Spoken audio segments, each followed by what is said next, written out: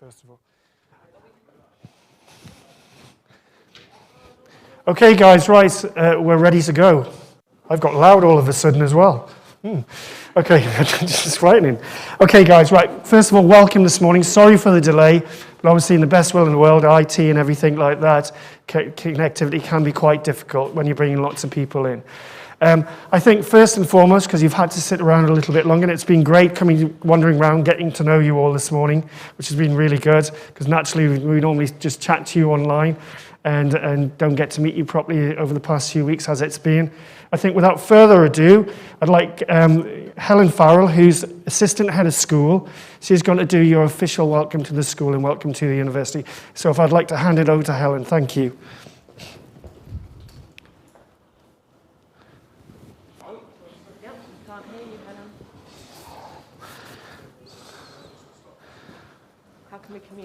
I'm so impressed by everybody for getting this set up. So first of all, thank you very much to everyone who's been involved in organising and getting this event off the ground.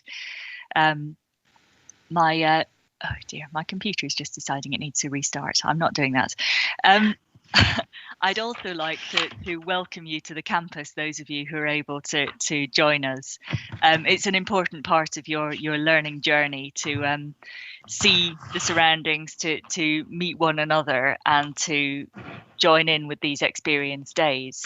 For those of you watching live, you'll also get a good sense of what the campus looks like and a good sense of what your classmates look like as well. And I hope that you take away from this a little bit more of an understanding of what studying tourism and events in the University of Westminster is all about.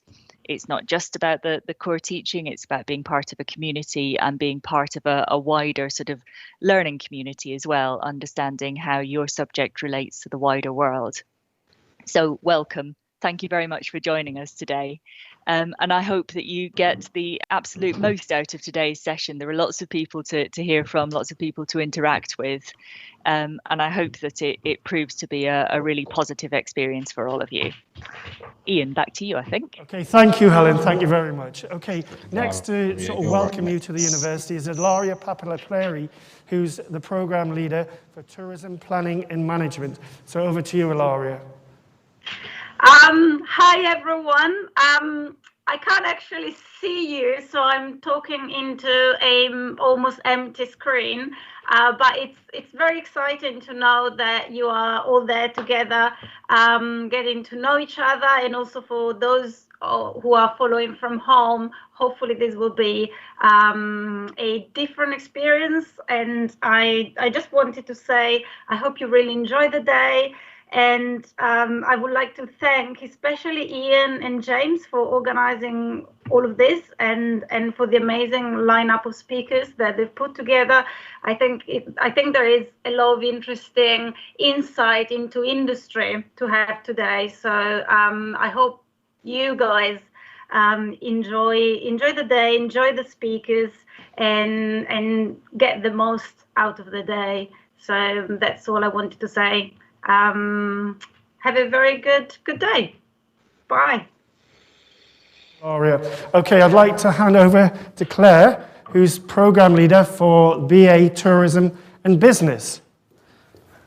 I stand on the stage. Hello, everyone. It's funny talking to people online that I can't see. Normally, at least, I see a circle with your initials in it or your photograph. It's lovely to see people in person in the room. So welcome to all of you to our course experience day.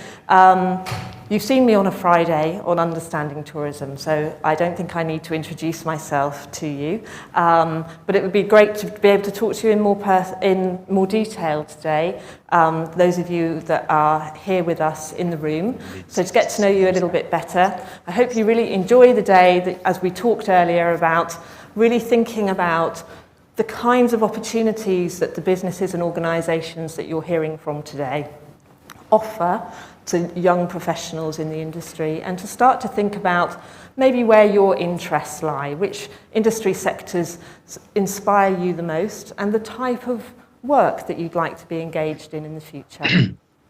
So welcome to you all, and I hope that you enjoy the day. Okay, thank you, Claire. And finally, we'd like to hand over to Lindsay Hanford, who's the program leader for the BA in Tourism and Event Management. Thanks, Ian. Welcome, everybody. It's great to see so many of you here, both on campus and online. I think we've got about 20 students online. And I wanted to speak on behalf of myself and James Morgan, who's my co-course leader. And really, James and I were talking yesterday and saying how pleased we are with the way in which you've engaged with the online environment. I know it's not easy, but it's also been wonderful to see how you are getting to know each other and supporting each other as well. So I wanted to just add to what my co-course leaders have said and say, do remember to touch base with your personal tutor if you haven't already done so. And let us know if we can do anything at all to help and improve your experience with us. So I'm really looking forward to today's session and would like to add my thanks to Ian, James, John, Sam, and the rest of the technical team, as well as all the speakers who have helped us to put this programme together. At the moment, it's a really unusual time for events and tourism, but I'm pleased to say that having been talking to members of the industry recently, there are some really, really positive signs. And it is true that in the short term, we'll be developing new ways to stage events, but the general feeling is that we will emerge much stronger. So you are best placed now and over the next few years to develop the skills that will make you creative, innovative, really top value professionals for our industry. So do take note of, as Claire has said, of some of the skills that the speakers will be talking to you about. Think about what direction you'd like yourselves to go in. And I really do hope that you enjoy your day and look forward to speaking to some of you later. Thank you. Thanks, Ian. Thank you, Lindsay. Okay, thank you very much. Thank you to all the course leaders and Harold and Farrell for welcoming you to the university. Now, obviously today we've got a series of speakers throughout the session. Key things, if you're in the room, which is yourselves here at the campus, questions are at the end, please. And those online that are watching live, if they can actually put their questions through the chat, through the YouTube link there as well. Okay, without further ado, we're going to sort of welcome our first speaker here this morning, which is Philip Hughes. Philip is the executive producer for the ICE Productions for IMG. Philip will tell you more about IMG, about the business, about the company a little bit more, but also he helps deliver Winter Wonderland that would normally happen in Hyde Park. So without further ado, I'd like to hand over to Philip Hughes from IMG. Good morning, everyone.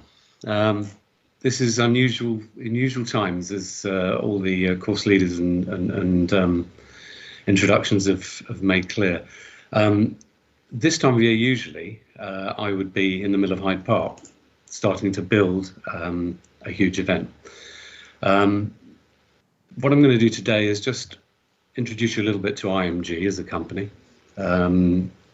talk you through in some detail about the scale and complexity and content of Winter Wonderland.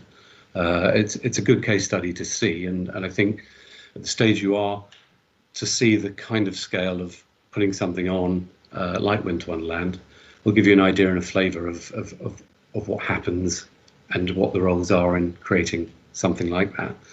I'll talk to you a little bit about my role and my involvement in how we make that happen, and then touch on a few of the other roles that are involved in creating something on that scale, and then perhaps some of the sort of skills and attributes that you should have and you no doubt are following the course to have to start a career in live events.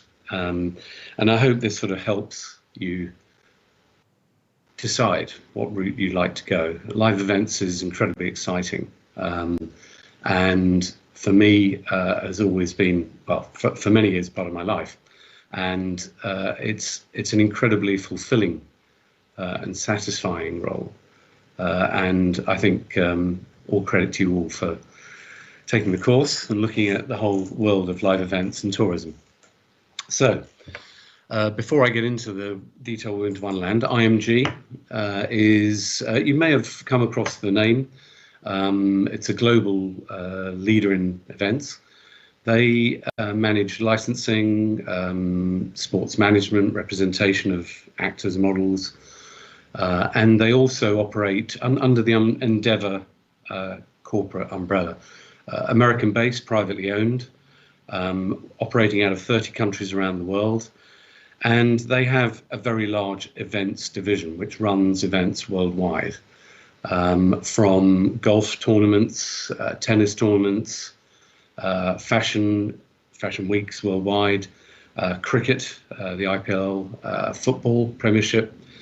And they also operate a lot of broadcast and live streaming, which, as you can imagine, has been a growth area in a time when all the live events have had to take a big hit.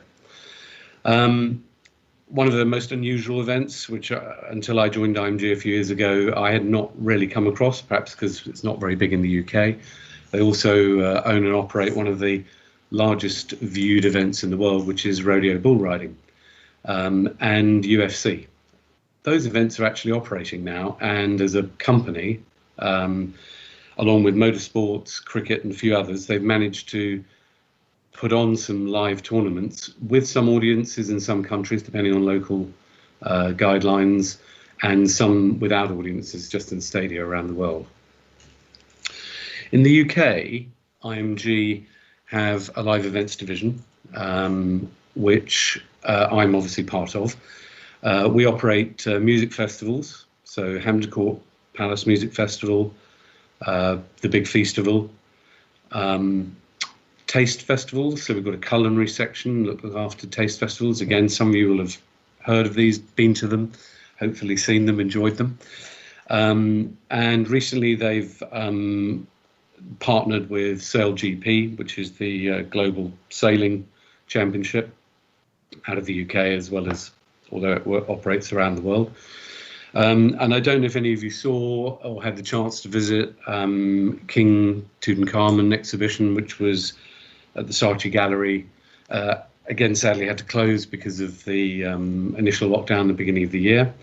And that's a touring show that goes around the world, but our UK team operate that. Frieze art fairs, again, you may be familiar with these events and have been to them or heard of them. We operate those as well, out of the UK, but globally, and London Fashion Week and other international fashion weeks. So it's a very established, broad company, and you know, certainly in terms of career and prospects, there are massive opportunities. We're going through a tough time. Every company is in the events game, in the live events game. But as I referred to, we have a lot of innovative and new ideas as to how we will take events forward in the 2021 era. So for an event like Winter Wonderland, we're already thinking, how can we deliver that? Just to give you a bit of update on the COVID situation with Winter Wonderland before I take you through the deck about what it is and some more detail. We were ready to go live, and we were ready to operate the event safely with distancing, which for any of you that have been to it, you'll know how crowded it can be at times. That meant us reducing capacity to 25% capacity, and commercially we would have been able to do that still.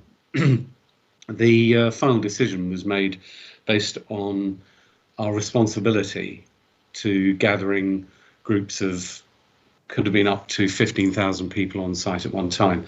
And in August, and a lot has happened since then, at the end of August, we felt that it just wasn't the most responsible thing to do, although we were all confident that we technically could have delivered something safe. So it's interesting how that has been an approach, I'm sure, to every single live event, from live sports to in stadiums to smaller events, live conferences and public events, ticketed music festivals. So let me talk you through Winter Wonderland. If you haven't been, please come next year. We will be putting it on. We're going to find a way. The key thing, I suppose, to take from what I'm going to talk you through now is the complexity and the scale of the event. And I'm going to give you some numbers and give you an idea of that. But just sort of soak up that this is a 45-day event for the live period. Build is 18 days, break is 13 days. So it's a temporary event on a massive scale. Let me go to my first slide. Hopefully this works.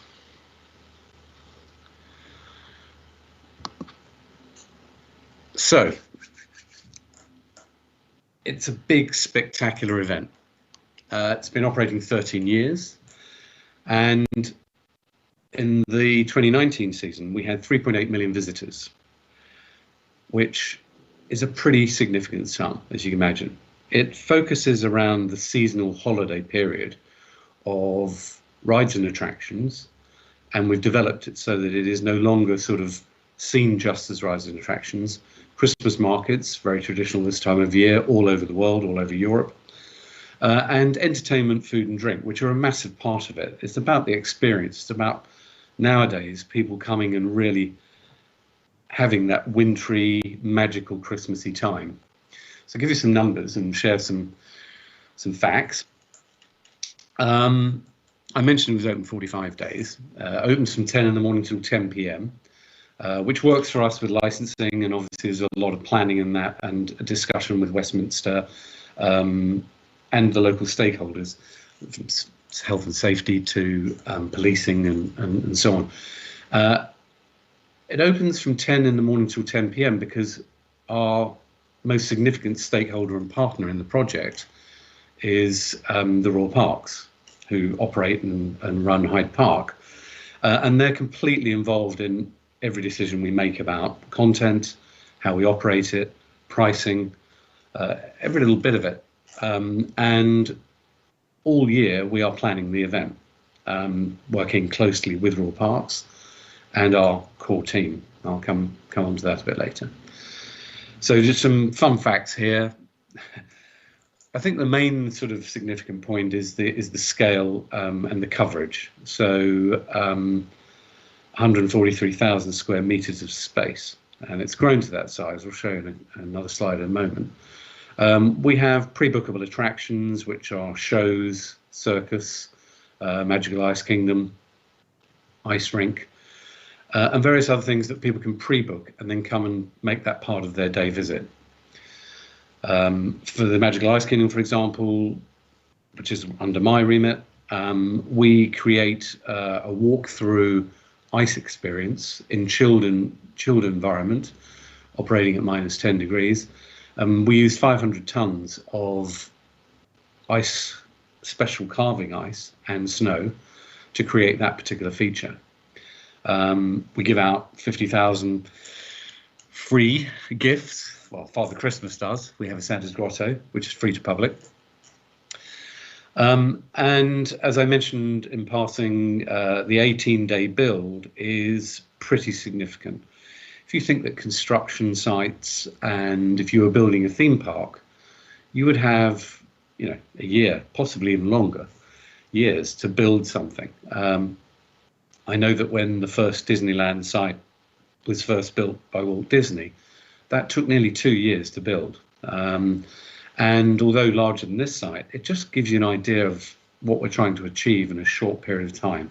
And that's something really significant with events that I've learned through experience, and that is getting this planning right and really scheduling and planning. The organisation required to be able to open on show day with no hesitation that everything is 100% is all in the planning, and it's a massive skill that you develop in the events industry. You'll be learning about that over the year, I know, or years, and that's something certainly, hopefully, you'll take away. Interesting fact, again, not very interesting in some ways, but maybe to some. We cover the ground in Hyde Park, even the pathways that we're using and all the grass, with 6,500 panels of heavy-duty trackway covering. And a lot of people ask, well, do you have to do that? It's a huge cost, as you can imagine. It's part of putting the infrastructure in. And it's actually the first thing that goes down, along with the fencing of the compound, if you like. And that's the earliest sort of first stage. That's the sort of foundation. But it protects the ground and it gives people the right experience. And that's not how it's always been, but as it's grown to the scale it has, that's been necessary. And it really does also protect the ground and avoid it becoming a complete mud bath and so on. Obviously, it's winter time and weather is unpredictable. And we do our best to make sure that it is a nice experience for people and they're not walking through any, muddy fields or so on, because that time of year, it's a lot of people. And as I said, and that's another fact on this slide, the 3.8 million people is a big number. One number that I think is relevant on this slide before I move on, 206 million is the estimated economic impact upon London and the local area. And that's significant, particularly with the course you're all studying and how tourism affects the economic environment.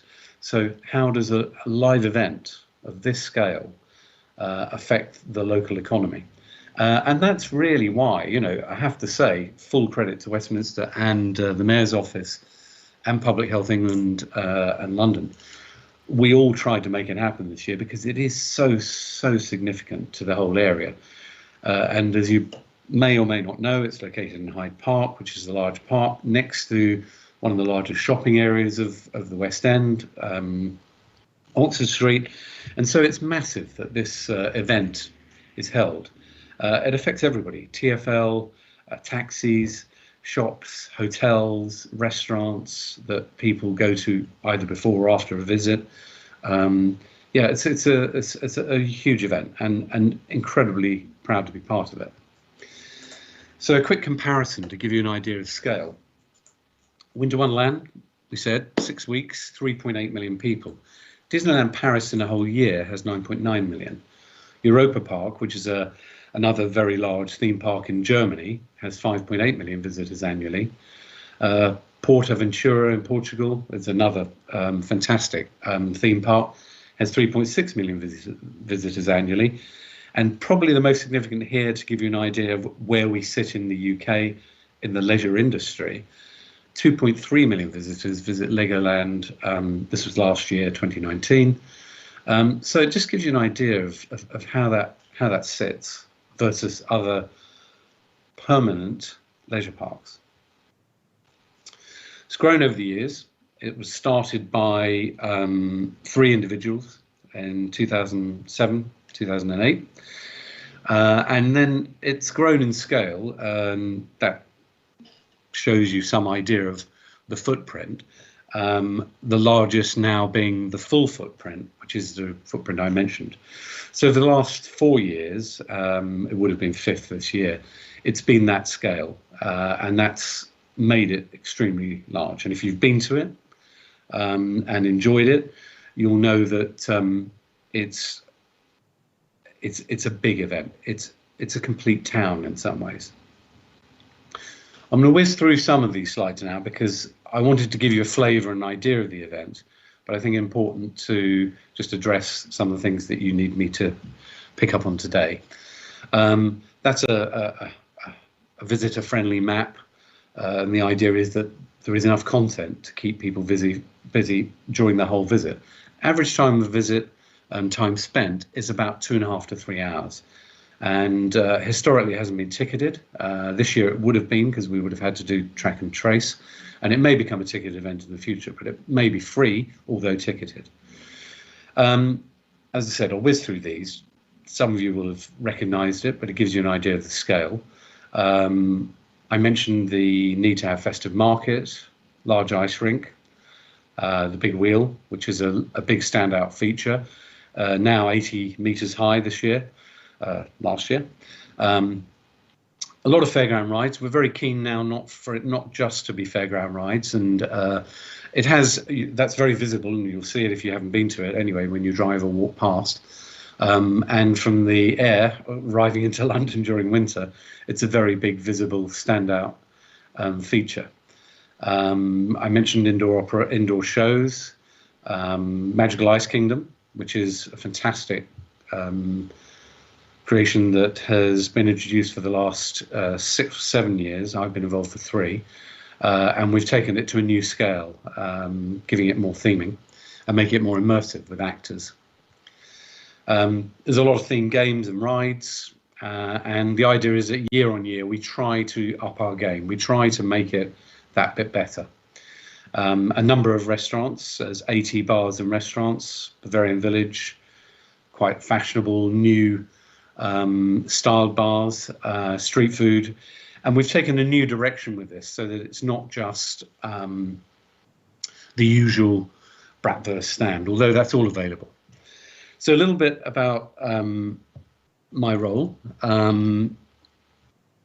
I am the executive producer, as you've heard, of the ICE attractions, all our IMG attractions and the bars on the site. I run the content for our live stages. And I'm also the overall creative director of the look and feel for the event and what the content is. So with a core team of 5 full-time people planning the whole year, year on year, always looking at new ideas, trying to find ways that we can improve things that will work with the flows required for the crowd control, safety, obviously very conscious of making sure that it's innovative and that we're moving with the times. It's not an old-fashioned fairground. It's got to keep up. So, we're currently looking at some fantastic walk-through immersive experiences with AI, projection. But I think what we're all learning, perhaps in this year, when we can't actually operate the event, is that people love experiences. They love the visiting, the feel, the socializing, and so can't wait to get back to that. And that for me is what I do and we as a business do, and hopefully that's what you're going to be doing too, because delivering events is very exciting. So I'm involved in the commercial side of it. So every idea that we put forward, we have to sense check that and commercially manage and put that through a feasibility. Is it going to make us money? Has it got a value? What are the values? Is that commercial? Is it giving us money back, or is it something about the overall experience from Santa's Grosso, which is free, so we're funding it?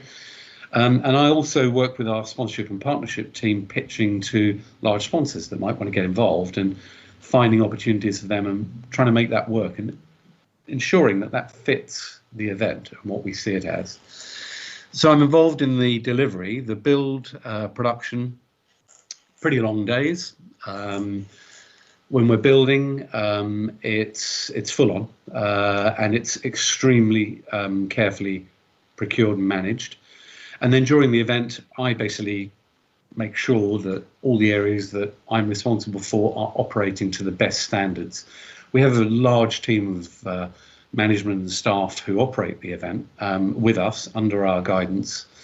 And I'm keen always that we maintain the standards, and it's improving that experience, as I said, every year.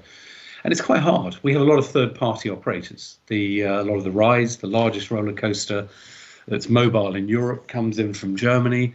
The wheel I mentioned, and a lot of the other aspects are brought in by third parties. We have to strictly manage those third parties and make sure they comply with all our health and safety standards and all our service standards, and deliver excellent customer service. And that's hard. It's a temporary event. And we don't have complete control of all the employees of the third parties. So it's a long process, making sure we set the standards, train and communicate those, and deliver the event. I touched on us being a core team of 5 over a whole year, and that doesn't sound like a lot. Senior director, 2 senior operations managers, myself, vice president in our division who runs our event and team, and an FD. And other than that, everyone else is brought in closer to the event, from production director to various other roles. I'll quickly go to another slide just to give you an idea of some of the main event roles that come in for the operation of the event. Senior event director I mentioned, senior operations managers. So all these areas, traffic management, security stewarding, health and safety team, craning, just one person with a team underneath them runs the craning required for the build, because you can imagine the scale of that. And massive health and safety requirement. Our health and safety team is 10 for the build, 5 for the show. catering managers who supervise all the standards and operation of all the contracted and subcontracted catering, along with our bars and any food outlets we operate. Attractions managers, so liaising with those third-party ride operators, bar managers, joint control room, customer service, HR, ticketing, sustainability. Some of those things you're going to be touching on in the course that you're running through in a year, and you'll be very aware of the complexity that I've touched on here with something of this scale. I can't emphasize enough, it's incredibly intricate and complex, and it's fantastic, and there are many, many specializations even within these fields, and it really is a collection, a team that make it happen, a massive team.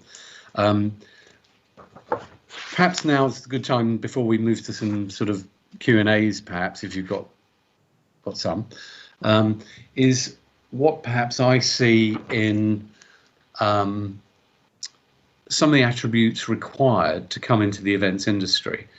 For me, personally, it's always been about making it happen, getting the experience to happen to the standard that we've all set, and having a can-do attitude to making that happen.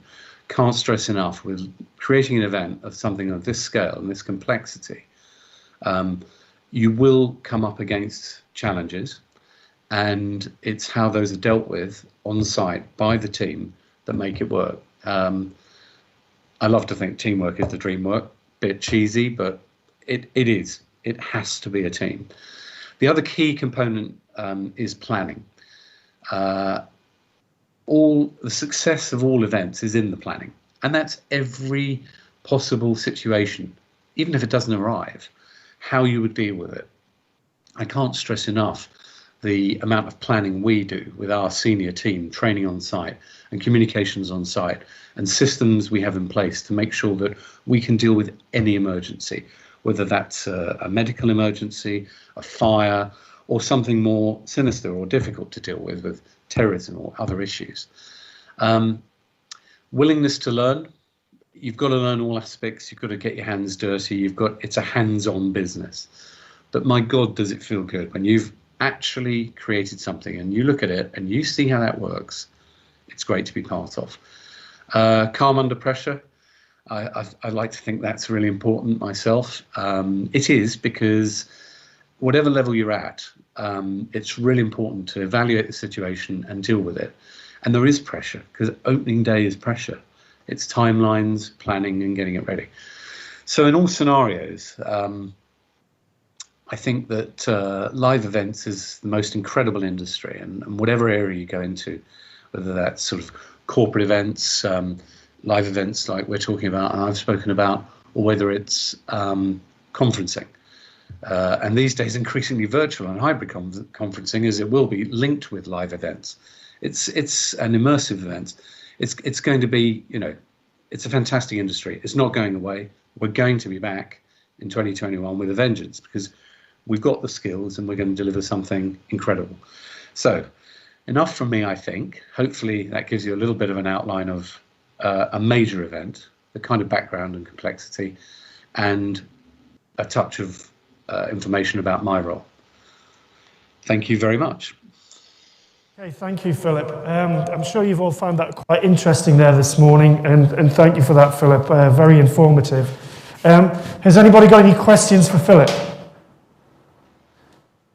No? None in the room? Yes?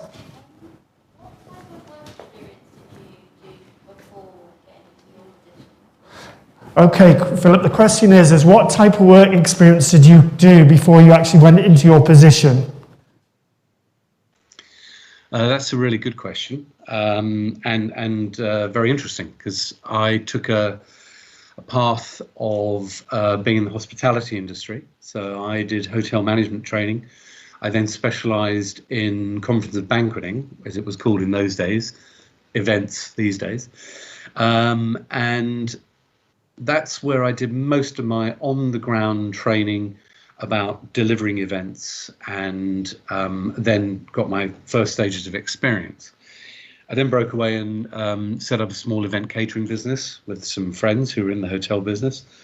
And from there, I went into the live events industry with ICE, around the world of ICE. And through my many years, about 20 years, developing a successful business based in London, we evolved from specializing in ice sculptures and being disruptive in that sector, and using ice sculptures as communication tools for the advertising and media industry, to then creating some live events, which were ice festivals. So ice festivals incorporating après-ski bars, ice rinks, ice bars, all sorts of content that made created events. And so, yeah, I developed and perhaps tailored my route by being hands-on through many years in the industry. But my start was in hospitality and hotels. Any others? Okay, sorry. The next question is, it's an online one. How do you get awarded the contracts? So how do you award contracts for what you do? Another very good question. In the example of almost all the events we do in the UK, so that will be Winter Wonderland, Hampton Court Music Festival, the Big Feastival, and a couple of other music events that we're involved with. Very often it's a partnership with another stakeholder, like a venue, and I mentioned the Royal Parks. So the Royal Parks own the site, and if you like, the IP is owned, and the event is owned by IMG, who acquired the original company that set it up. We have to tender to the Royal Parks every 5 years for the overall contract for the 5 years. And that's a big process, as you can imagine. So we're currently in year 2. This would have been our 3rd year, but it's being extended because, as with a lot of these things, it'll be extended because of 2020 COVID year. So we've got another 3 years to go. So in 2 years, within the last year of the contract, we'll be asked to re-tender. And the same works with Hampton Court Music Festival and other venues. When we create our own events, so the Big Feastival is our own, we still work in partnership with, in that particular case, Alex James, who was the bassist of Blur. He owns the site where we do the event, and he's our sort of partner stakeholder in how we put it forward. So again, it's contracted, but we could up that event and move it somewhere else. So it's not what we want to do at all. But in most cases of these, for these live events, particularly live music festivals, public events, you'll find that they're tendered, quite often with a local authority or a local park or stakeholder. Very much. Do we have any more questions in the room? Yes? So when you mentioned the attributes, like what sort of tips you would give us to keep calm under pressure? Okay, the question was, Philip, talking about attributes, the question is how do you keep calm under that type of pressure? That's a really good question. I think this is something that you will learn from experience, and also from your peers and your leaders, managers, when you're on the ground. I certainly did. I always saw people not getting too upset or too anxious when they were dealing with a crisis situation. The most important thing, I think, is still taking the time to calmly evaluate what the situation is. Now, if it's a medical emergency or something more serious, you have limited time, obviously. You've got to respond.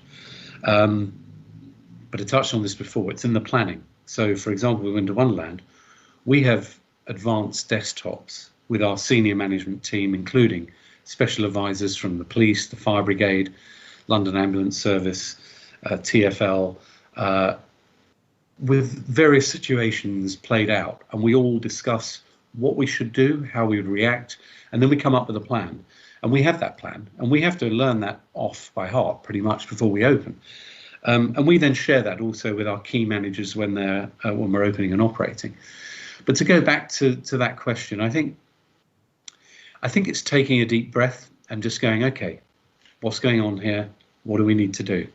Also, trust your team, trust your colleagues who are experts, and you will know the experts in your team. Your health and safety expert, crucial.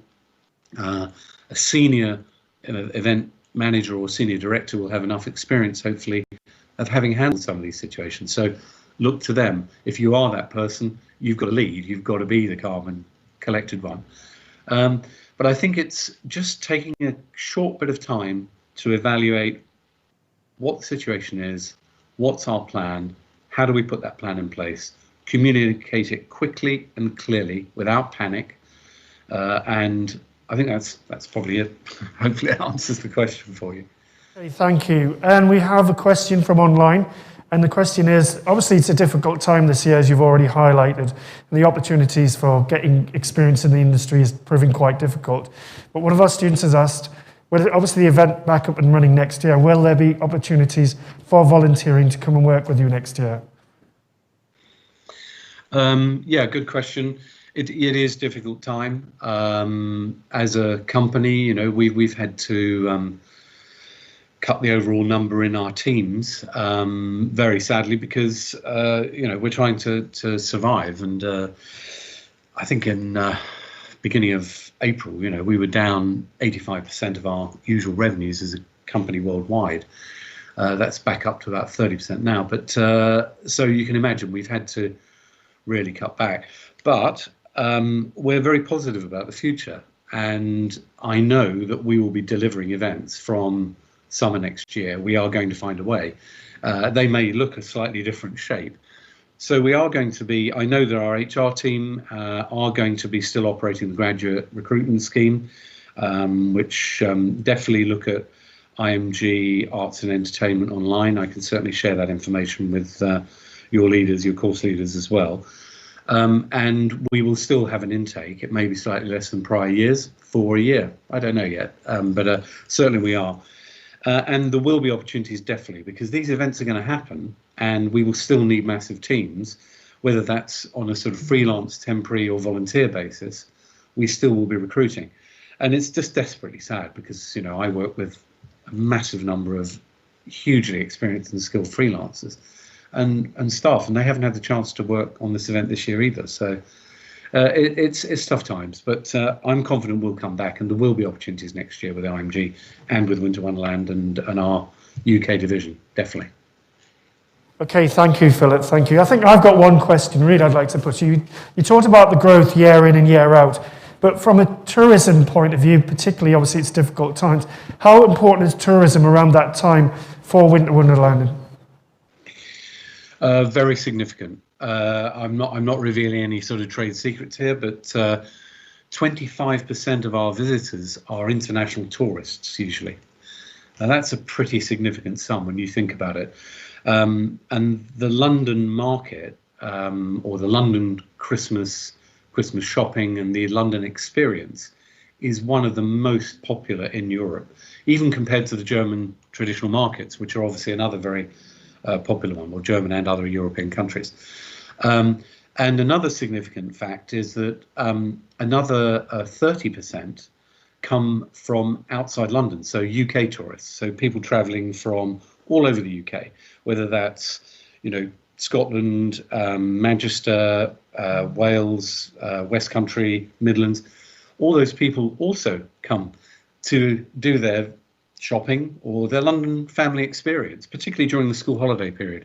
That last sort of 10 days where Christmas and New Year are, a very significant number. It's crucial to the event, and very significant, yeah, and significant for London and all of London, as we all know, when it's normal and busy at that time of year. Tubes are busy. That's big for TfL. Stores are busy. A lot of that is tourism. Yeah. Okay, thank you. We've got one more question in the room.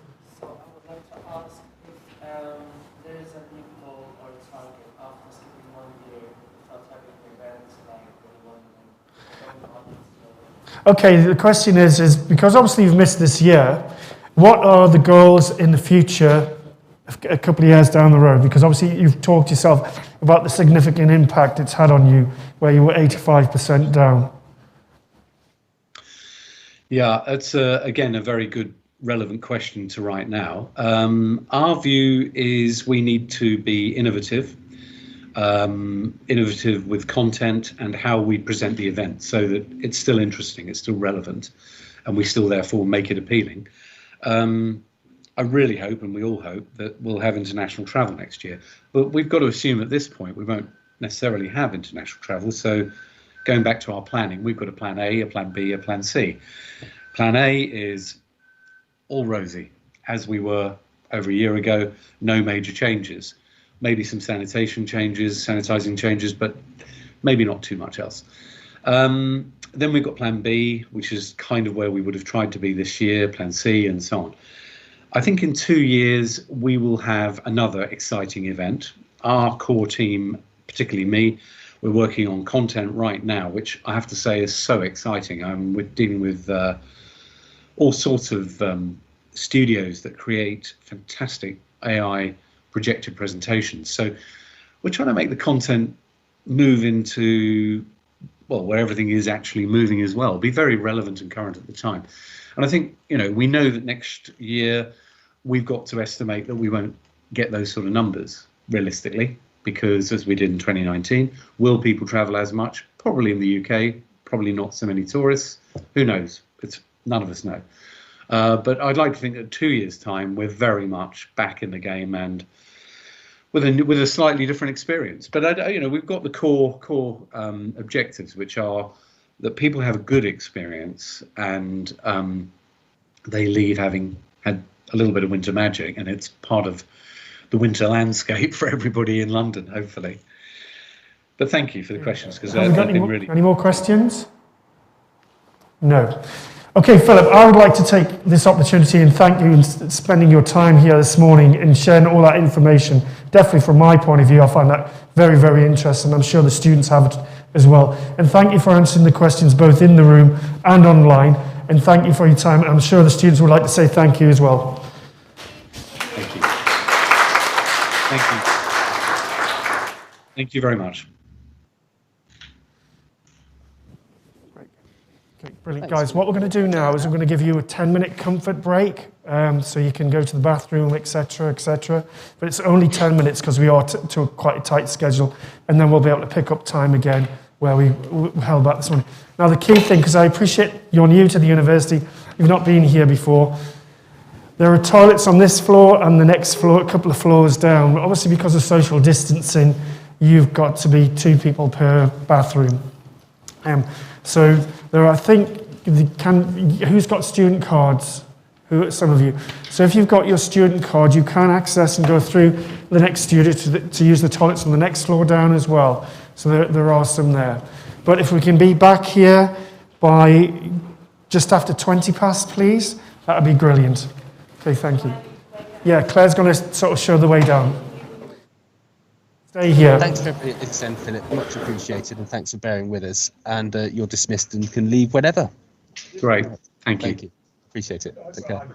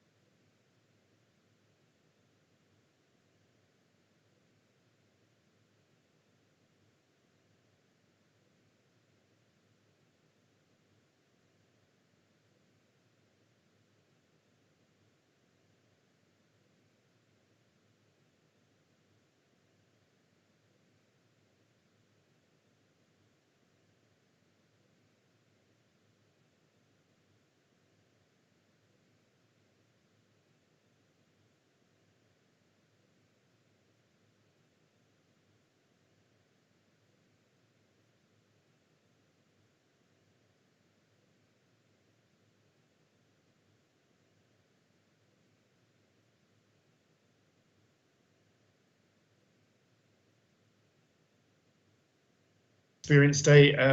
Hopefully the students will get quite a lot from your wealth of experience and what you've done. So without further ado, I'll sort of start firing away. So the first key question really is, what really brought you into the events industry?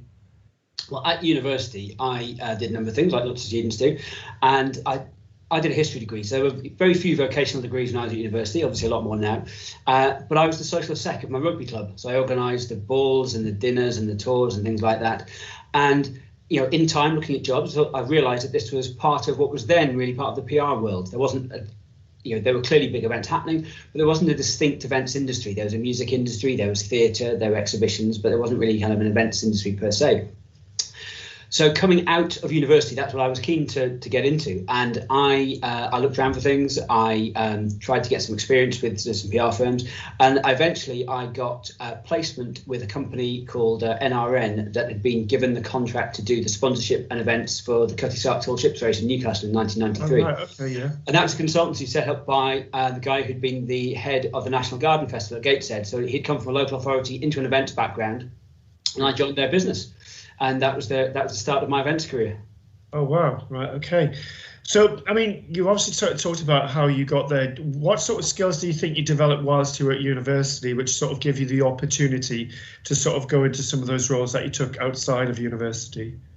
I think one of the things was getting in front of people, talking to people, realising that you've got to talk to people at every single level if you're working on events, from crew and stewards and security on the ground to stakeholders, clients, and and local authorities, emergency services at the higher end of the scale.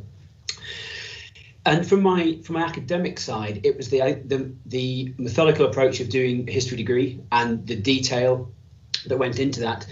Events are all about detail. Basically, what you're doing is a lot of small tasks in more or less the right order and definitely by the right time.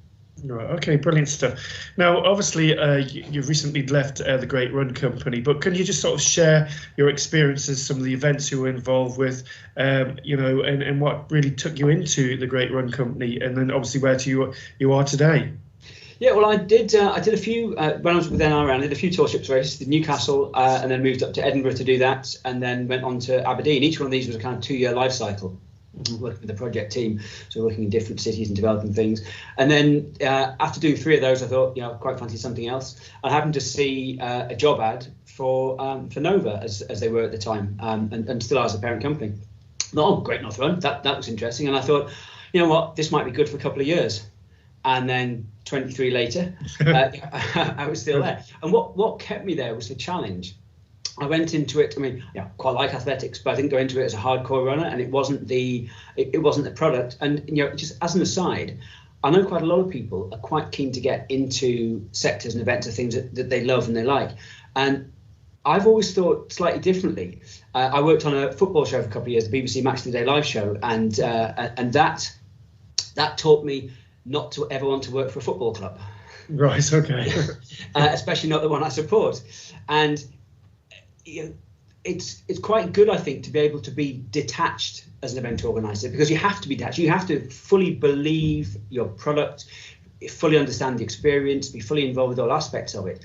But you've also got to be able to step back. You can't get caught up in it. You can't get caught up with who's on stage or who's being interviewed, live on the BBC, or who's on your start line, because you've got everything else to worry about. Your talent managers have to worry about the talent. Your stage manager can worry about the stage. You've got everything to worry about, from the loos and the drains to the car park queues. So that detachment is quite an important thing.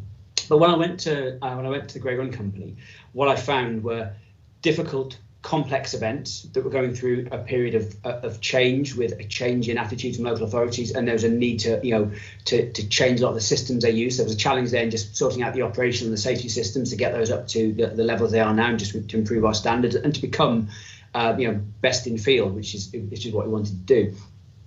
But working in public places, working in parks, cities, with local authorities, it's incredibly challenging, and obviously the numbers are incredibly challenging as well. We'd do some events that might be relatively small, so elite races. So we did things with, for example, one we did for a lot of years in Edinburgh was the international cross country, usually done in and around sort of New Year's at the BBC. And you'd be talking of the biggest field would have maybe 30 or 40 athletes in. Yeah. And then you go to the Great North Run, which would, had it been staged this year, it's 40th year, I've had 60,000 entries in. So there's a lot between the two, but a lot of the principles apply all the time. Clean start lines, clean finish lines, knowing what you want to get out of it, understanding your site, understanding your space, understanding your movement, and the things that underpin it, the processes of clear event planning, clear aims, objectives, letting everybody from the stakeholder and the clients through to the contractors and the crew on the ground know what you can do, what you can't do, what the expectations are on everybody. They apply whether you're dealing with a big event or a small event. Okay, brilliant. I mean, obviously you've shared with us some of the events that you've worked on, like obviously the cross country, the Great North Run, etc. Can you just sort of give us more like the students more of an idea of some of the other events that's within the Great Run? Because obviously the Great Run company is not just about the Great North Run. Obviously you've got quite a big portfolio. Could you sort of share that with us? Sure. Yeah. Now the business is. I'm just in the process of leaving at the moment. I'll come into more of that in a moment or two. But where it is now, it's in the process of delivering mainly mass participation events. It also delivers some swims as well. Mm-hmm. At the time I was there, it expanded quite a few times, trying different things. So when I first joined in '97, Nova produced a PGA Tour golf event up at Slady Hall. That's right, yeah. Did that for a few years. As one of those on the European tour. They are incredibly expensive events. People are trying to put up £1 million prize money before you've even put the first cabin or the first barrier on the ground. So they're incredibly difficult things to organise. But we delivered on those for a few years. We also got involved in football for quite a while. So as well as doing the football show at the NEC, so that was trade standards, exhibitions. We had the launch of the England kit with Shearer and Seaman. Mm-hmm.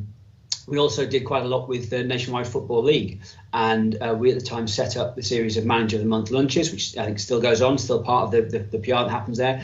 And we did the playoffs at Wembley. So we used to go down and do the pre-match entertainment and stuff on the pitches and publicity around that. And then we got through nationwide into some England games and some Scotland games as well. So worked up at Celtics ground and down at Wembley a few times. And we also got into things that were linked to the core of the business, the mass running side, but slightly different. So one of the events that I helped develop, and we went over and had a look at this in the States over to LA and then brought it back to the UK, was the high-tech adventure racing. Oh yes, yeah, I remember. Still with high-tech, the shoe brand, and they've always been adventure races around, but they've been quite under the radar. This was the first time there'd been a major shoe brand attached to it. And it was about what was called the brown shoe market at the time, people getting out of straight sport shoes and into the kind of stuff that's just part and parcel of what people wear now, but the kind of the outdoorsy side of things. High-tech got involved in that. So that was a mixture. That was quite small numbers. They were 150 teams of 3 doing mountain biking, kayaking, and challenges and running. And they were great fun. So that was a very different side of things. And then we've worked in lots and lots of different places. So there's a lot of the events that are still running now as part of the Great Run portfolio. For a long time, like Great North Run, Great South Run in Portsmouth, events in Glasgow, Birmingham, Manchester. I set up the first one of that in 2003, and that's still going. And then we've worked in places like Balmoral. We took a televised event with the BBC to the Royal Estate. Mm-hmm. Did that Easter for I think about 8 years. And that had a series of elite races. So we had people like Paula Radcliffe getting a world's best in the snow one Easter, and the Royal Princes coming out to build a snowman on the lawn, which was quite a coup for the BBC cameras. And that was again a whole new set of challenges in working in a venue like that. And then we've worked in partnership with a few others over the years. So, for example, a couple of years ago, we worked on the World Athletics Championships, mm-hmm. and there was a team from Great Run who went down to deliver the road race event. So I was involved working on the race walks on the Mall, and a colleague of mine did all of the management of that, and also the marathon for them as well. Okay. And we've worked in Glasgow on some of the championships up there, working on swims. And then, of course, we've got the great swim series as well, which has taken us to places like Docklands and Salford and Windermere being the most well known of those examples, with 10,000 swimmers that take part in that. So it's a pretty varied portfolio. Yeah, that's brilliant. Brilliant. Thank you for sharing that. I mean, obviously, you've already highlighted, you're currently recently have moved on from Great Run Company just more recently.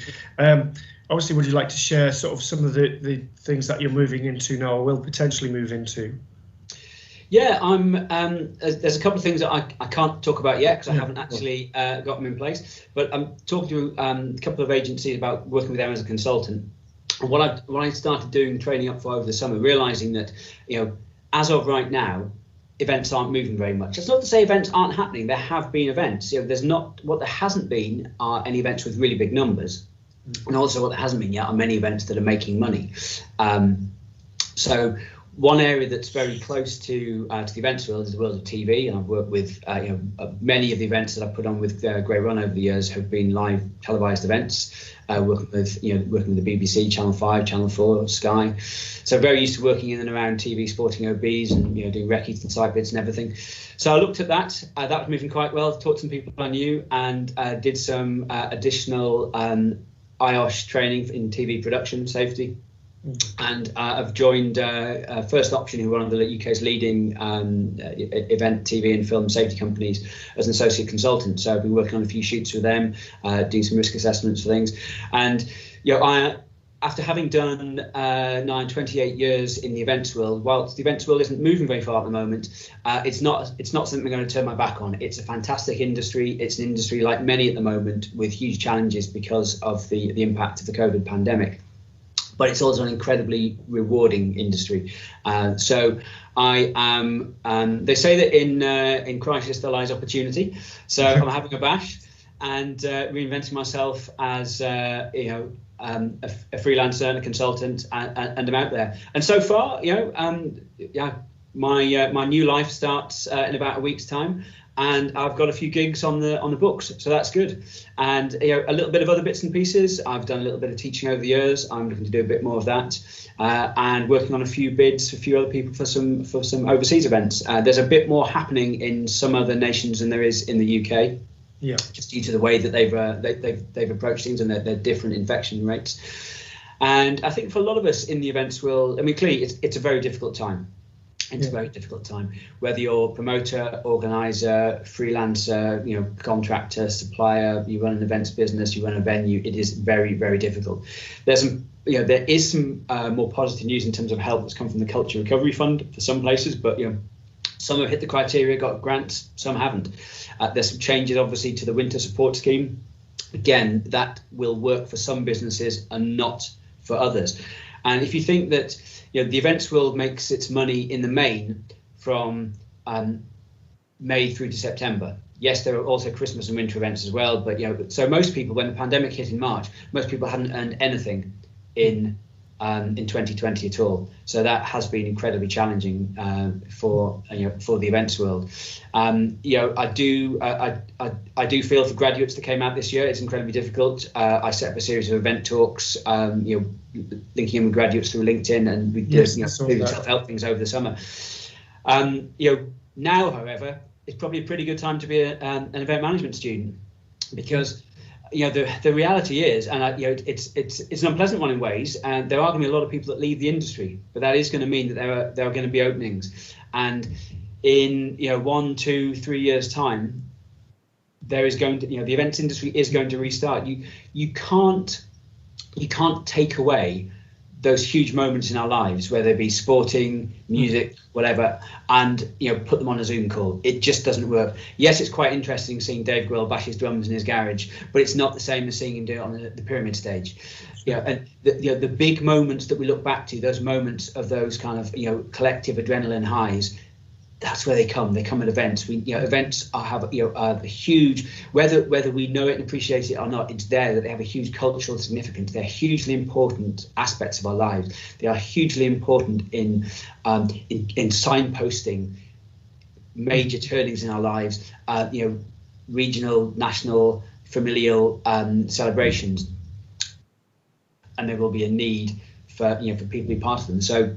One of the things I would say to anybody who is studying event management now is, understand, as dull as it might be, reading guidance. And I know that guidance is not always the most fun thing. Everybody needs to read it. So the Health Protection Act, the different bits of working with advice that come out of the government. So everything, working safely in events, sport, and then the things of, working safely in an office, in a warehouse, working safely in vehicles. All the coronavirus and COVID is going to be with us for the next, 12 months easily, 24 possibly. After that, it will probably sit around as something we have to learn to live with, like avian flu and other things, and hopefully it will not have the same impact on our lives. So those that are having their lives incredibly disrupted, and I really feel for any student now who is not able to do all of the things that you should be able to do between the ages of 18, 21, whatever. You should be able to be with your mates, go out, be relaxed. It's not like that. But by taking a really close look at the problems that the events industry is facing now, can be in a really good position to maximise your chances of furthering your career when you do come out. Excellent, thank you. I mean, obviously you've talked about students leaving. You've shared about the different events that you've been involved with. Could you sort of give us an idea, because you've alluded to some of those initially when we started talking today, but can you sort of share some of the different job roles that have encompassed within delivering some of these events? I mean, as you said, that the sort of delivery is bite-sized, and eventually, it gets there to the final sort of picture, so to speak. If you can sort of share with us some of the job roles that people would actually undertake whilst they're delivering some of these events. Yeah, I think there's a tendency for everybody who is studying event management to think of themselves as an event organizer, because it's the obvious thing, but that's part of it. And you will have a number of organisers in delivering an event. So if I look at, I'll use the Great North Run as an example. Nice big local event. Yeah, most people know what it looks like. It's on national TV. Within that, there's an event director. So there is somebody at the top who is running the whole team. And then it's such a big event that is then split into 3 areas of start, course and finish. There's a start, course and finish director. And my role on that was finish director. And then I would have another event manager from our team working alongside me. And then below them, I'd have crew. We'd also have some event admin, based in the office and only coming down to site quite late on. And whilst you've got a site-based event, eventually we have a 2-week build and a 1-week strip out on the coast at South Shields, on the National Trust land, the Lees, and a greenfield site to build on. We're working for 14 months in the office in the build up to that to deliver it. So we are working with, there's back-end services. So you've got the IT side to both support the business and all the various extra bits that come in. So later on, we're bringing in elements for TV, bringing elements for comms. That'll be ISDN lines to move comms down and to move data. We've got timing systems that come in, so the IT guys work with those. There's a huge amount for the finance teams to do. So we have a full finance department. So we've got non-event functions that are working in the events industry. Do everything from taking the income that comes in, paying the bills, running the books. We've got customer services. So we've got the forward-facing element to deal with the comms that come in, respond to things through the various forms of social media. We've got our comms team looking after social media, looking after press, looking after all those sides, running the websites, running that side of the business. And then we have the commercial side. So we've got the team that are bringing in the sponsorship, bringing in the exhibitors, selling the space on the ground. And then within Nova, the Great Run Company, we have Film Nova, we have our own TV production side. So we've got directors, producers, running that side of things together. And then when you go outside of that core organisation, now in the shape of the Great North Run, most for a long time, most of those roles have been within the business. That may well change in time, and certainly a lot of other promoters and the way that a lot of other organisations work is that you'll have a smaller core and a lot more freelancers that come in. So there's an awful lot of freelance roles in the events world. It's very, very common. So we then bring in other freelancers, everything from crowd management advice through to site safety advisors, event control officers, people who come in and act as consultants to us. And then, of course, there's all of our suppliers and contractors. Now, one thing that I find when I'm talking to a lot of our suppliers is that there are very, very few event management graduates that go to the supply side, which always surprises me, because quite often the suppliers have better cars than we do. And when they turn up on site, they have a job to do, but they've got their one thing to do. They can specialize in that, get that done, and then they're away. There's a huge buzz from being the event organizer, from knowing absolutely everything, but you also have to know absolutely everything, the full A to Z, and it's all on, all the roads cannot lead to you, but they do at the same time. One of the key things in event management is learning the art of delegation and allowing and encouraging people to take responsibility for their area so they can manage it, so that you're not having to look after every single thing, and people know where to go to troubleshoot, they know where to go to escalate, they know where to go to deal with an issue. But even if you've got a good system in place and a great team behind you, you've still got that responsibility on your shoulders. And the supply side can be, we've got some great relationships, lots of suppliers we've worked with, and they become part of the event family as well. You're seeing the same people, the people that come and sign the radios out with you, the people that turn up on site and are leading the crews, putting out the tents or putting out the barriers or whatever.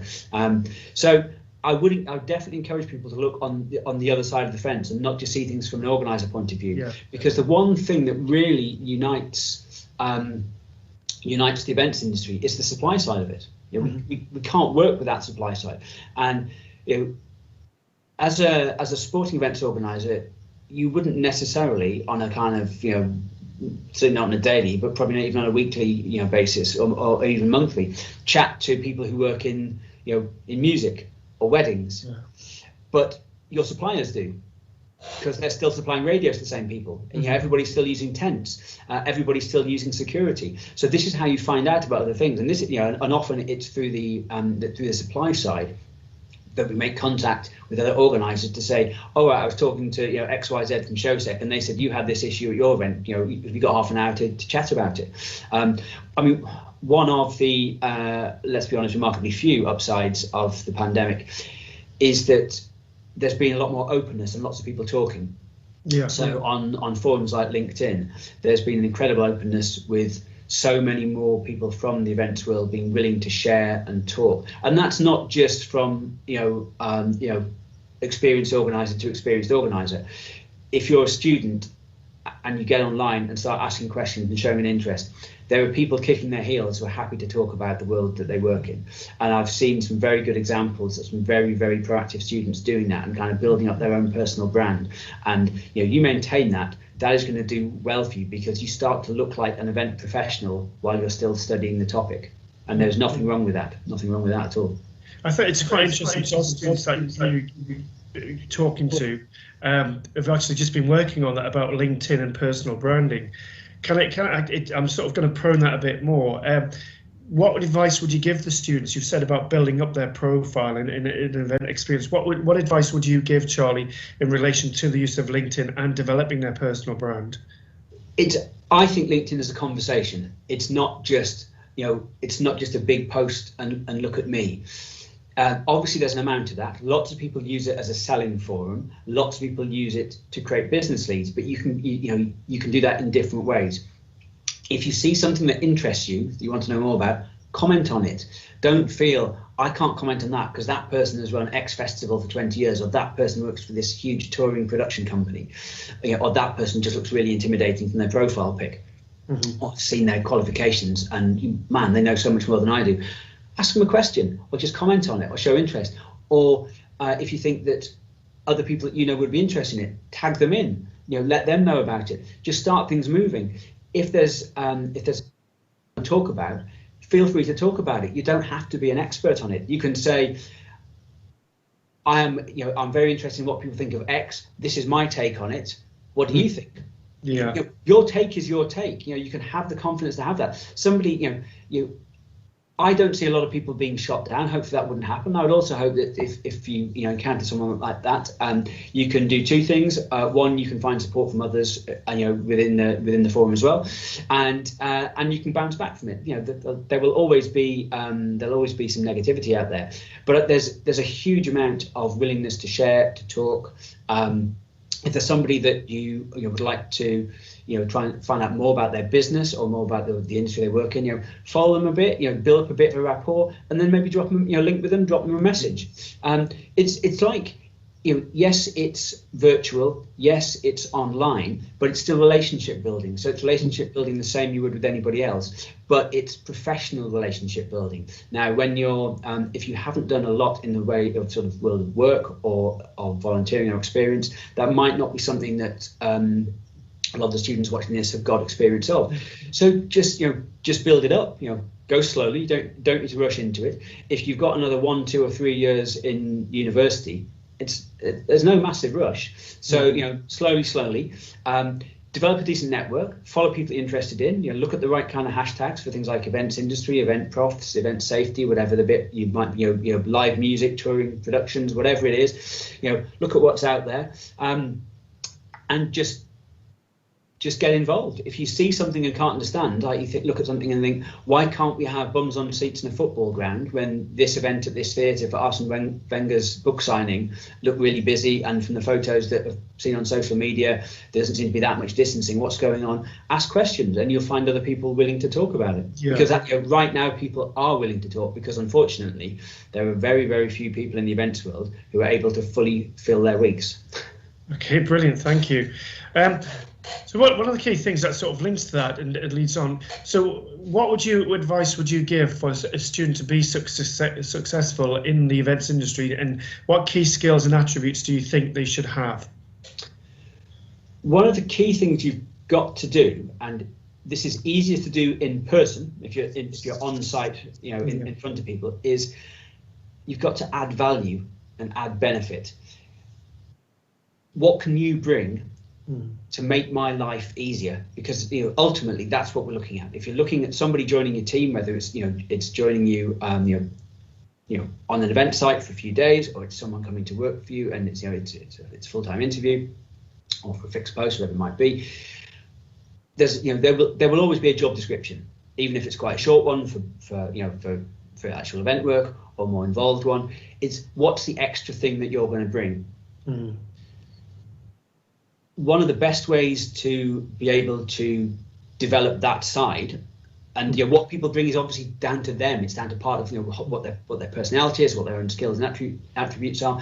But I think the way that you find out what your best bits are within events, and that can change, and you can be good at a number of things. It doesn't have to just be one thing. Is experience, and going out and getting that experience is key. And that of course is harder than ever. The message has been for years to students, before you graduate, get the experience. And I would often say, going to talk to students at universities and colleges up and down the land, that I would take an English Lit graduate who'd worked as a steward at, not even necessarily at festivals. If they worked as a steward at a kind of National League North football ground and lump tables around in their local function room at a big hotel, I would be more interested in hearing what they said at the interview than an event management graduate who'd worked in All Bar One for 3 years. Yeah, no, that's a really useful point to raise, and I know it's shared quite clearly with a number of people I've spoken to in the various capacities they hold within the sport events industry or in a national governing body. Okay, that's brilliant. You've already sort of alluded to the future opportunities that are out there and how students must go about those. But from your experience, having worked in quite a big organisation and seen it grow and grow and grow, and you were with it for 23 years. What sort of opportunities for progression? Say somebody was coming at an entry-level job, where could they see themselves, say 5, 10 years down the road, if they were still with that organisation or within the industry? Yeah, but it does depend a lot on the size of the organisation that you're in and the growth they've got. If you looked at a company like the Great Run Company, we would take people in the operations side at different levels. So we'd have event admins that come in that would largely be office based, and there are people who want to work in the events world who don't want to spend all their time out on site, and that's fine as well. Like I said, there's also there's the back end functions. You can work for a business that has perhaps to you personally a more appealing end product, like an event, and do things in the back end, and some of those progressions might be the same way that you expect to be normally. So if you come into a business on, say, the finance side that is working in the events world, whether they be a supplier, a marquee company, whether they be a promoter like the Great Run Company, you'd have the normal progressions through your set channels, through your accountancy exams or whatever. When you're on the kind of operations side that we have, the progression will depend on a few things. It'll depend on, you know, how well you do, how quickly you take to it, the different bits that you know, you're able to get your head around, but also how well the business is doing and how well the industry is doing. You know, when you're in a boom time, everybody wants to take part in your events, you know, buy entries, buy tickets to whatever you're putting on. Then, you know, and you've got more cities, more venues saying, hey, we'd like a bit of that as well. Then you need more people, because, you know, it just gets busier. And, you know, events are resource hungry things. You know, there are some model events that will, you know, quite easy to transport around the country, and, you know, a good example of those things is stuff like experiential events. You know, if you're walking through, not right now, but, you know, pre-pandemic, if you're walking through, you know, a major train station or across a city square, we quite often see, you know, a big branded vehicle from, you know, a Cadbury's, an Arnold Clark Motors, whatever it might be, and people doing that, hey, come and see what we've got. There's, you know, that whole side of things is the kind of event you can pick up and move, and it can be quite similar, and once it's planned, it's quite easy to tour around. Lots of other events are very intense, and we would typically have events that would, you know, at any one week, you might be 4 months away from one event, 2 weeks away from another event, and 2 weeks after another event. So the planning stage is very different times. The level of resource that those events need is very different. But when people start, you know, within an operations team and are starting to learn the ropes, there's a number of different things to get your head around. So there's the back end to it. So coming in and knowing guidance, knowing the climate that you have to work in. And by climate, I kind of mean, ignoring COVID for one moment, it's understanding that you have responsibilities in putting on events. So you need to understand things like the Health and Safety at Work Act. You need to understand working safely. You need to understand the commitments you have to working in the public sphere, to using other people's land, and the whole, the background and the foundations. And a good grounding in that means that you can pick up other things quicker, because in any job, in any business, you've got to understand the systems. So whatever project management systems might be in, the systems that the business might have for understanding the needs of clients and the budgetary systems, all of those. And a big bit of that I've always found, a big bit of how fast people can progress and how well they can do is how quickly they can get their heads around the culture of an organisation and understand moving things on, but understanding what you have to carry with you. So sometimes you can get somebody who might be see the end prize of kind of getting this event over the line and getting the venue sorted and getting the council on board, and they rush off, but they don't take the whole project with them. They're shooting ahead on one front, and there are a lot of tendrils that exist in in an event, and you need to make sure that everything is moving at the same time. So project management comes into it in a big way, that you're talking to the comms team and the commercial team and the venues and everybody, so that the whole thing, it's progressing at different levels, but you're moving the whole thing on, and be able to inspire people, lead people, get people around you, take them with you, sell them your vision. So sales is a big part of it. Getting people on board, getting a town hall behind you, convincing the police that what you're doing is the right thing, convincing yourself that what you're doing is the right thing. That's the key bit. So developing that side and being able to stand up in front and talk to people, and it varies a lot. But the sooner that you can really understand the product and really immerse yourself in that, and not get too caught up in the detail. Detail is so important, and it's an odd thing to say, don't get too caught up in the detail, but detail is the most important thing. But one of the I think one of the kinds of people that I've found have perhaps struggled the most with really pushing things on have been people who've been really good academically and want to keep that same level of intense academic detail to what they do. So people who get firsts sometimes struggle because they want everything to look so good, and they're still developing their plans at the same time when you're saying, look, it's time to get in the van and get to site.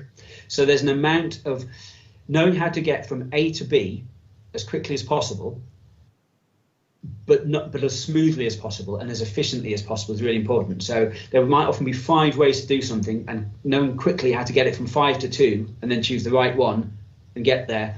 And even if you haven't chosen the right one, make the best of it.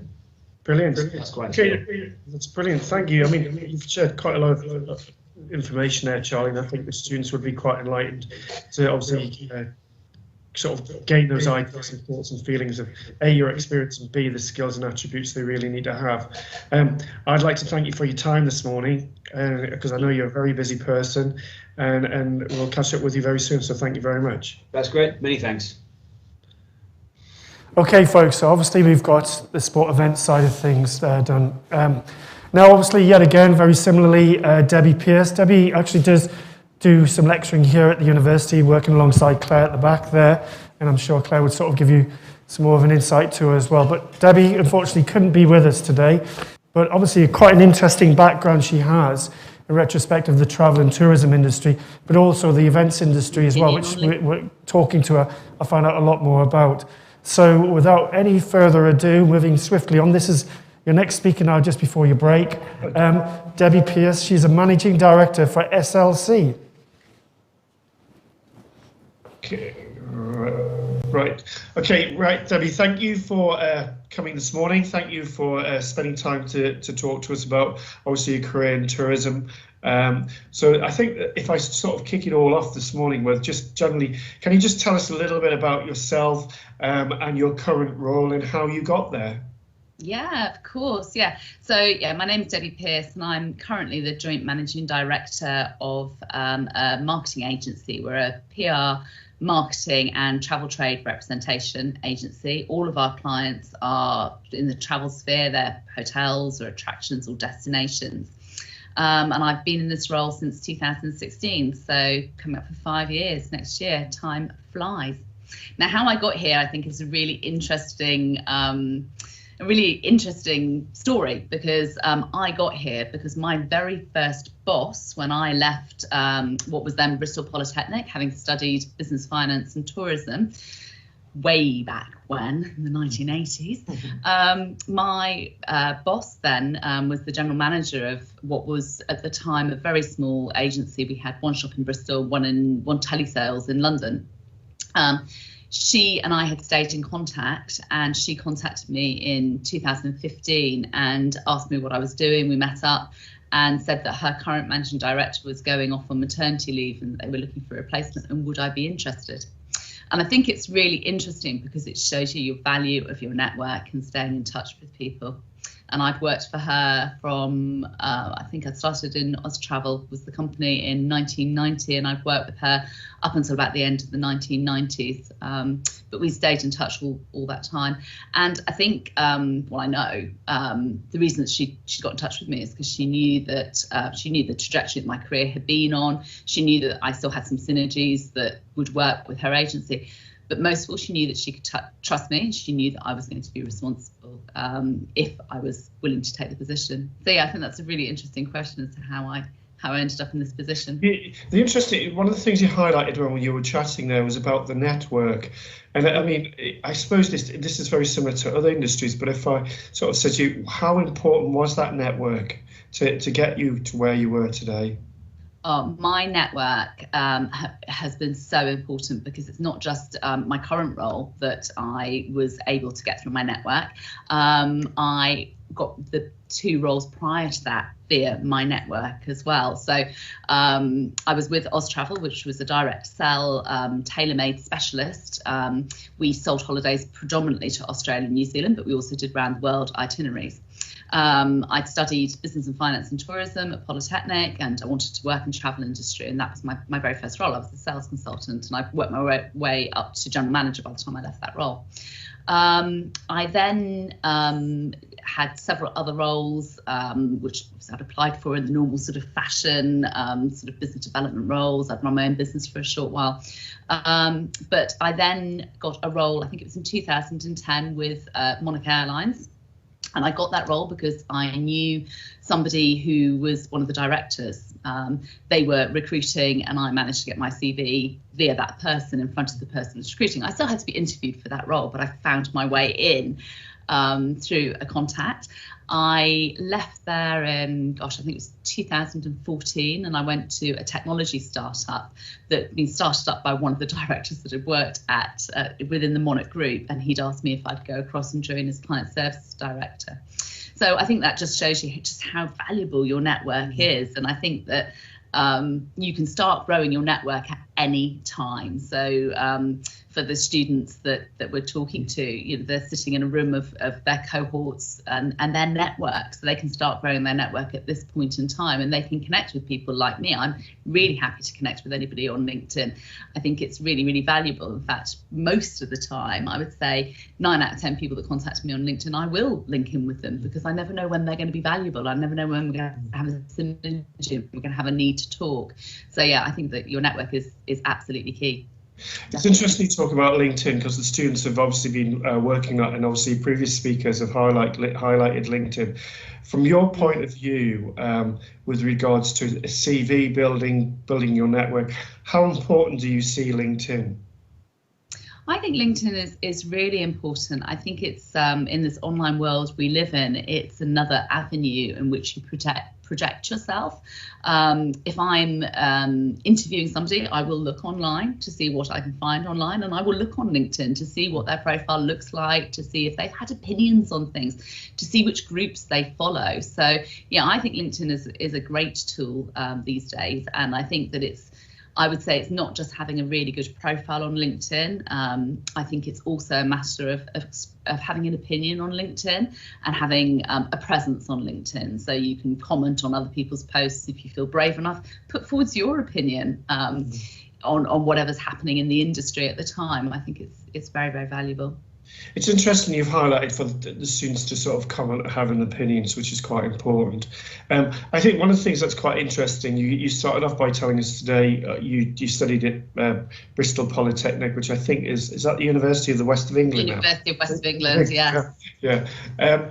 Can you just tell us a little bit about the experiences you gained whilst you were studying? I mean, obviously it was a little while ago, but do you feel that even from an employability back then, did you feel that your course had prepared you well? Did it give you enough experiences on that course? Or was this something you developed either during, independently, or post-course?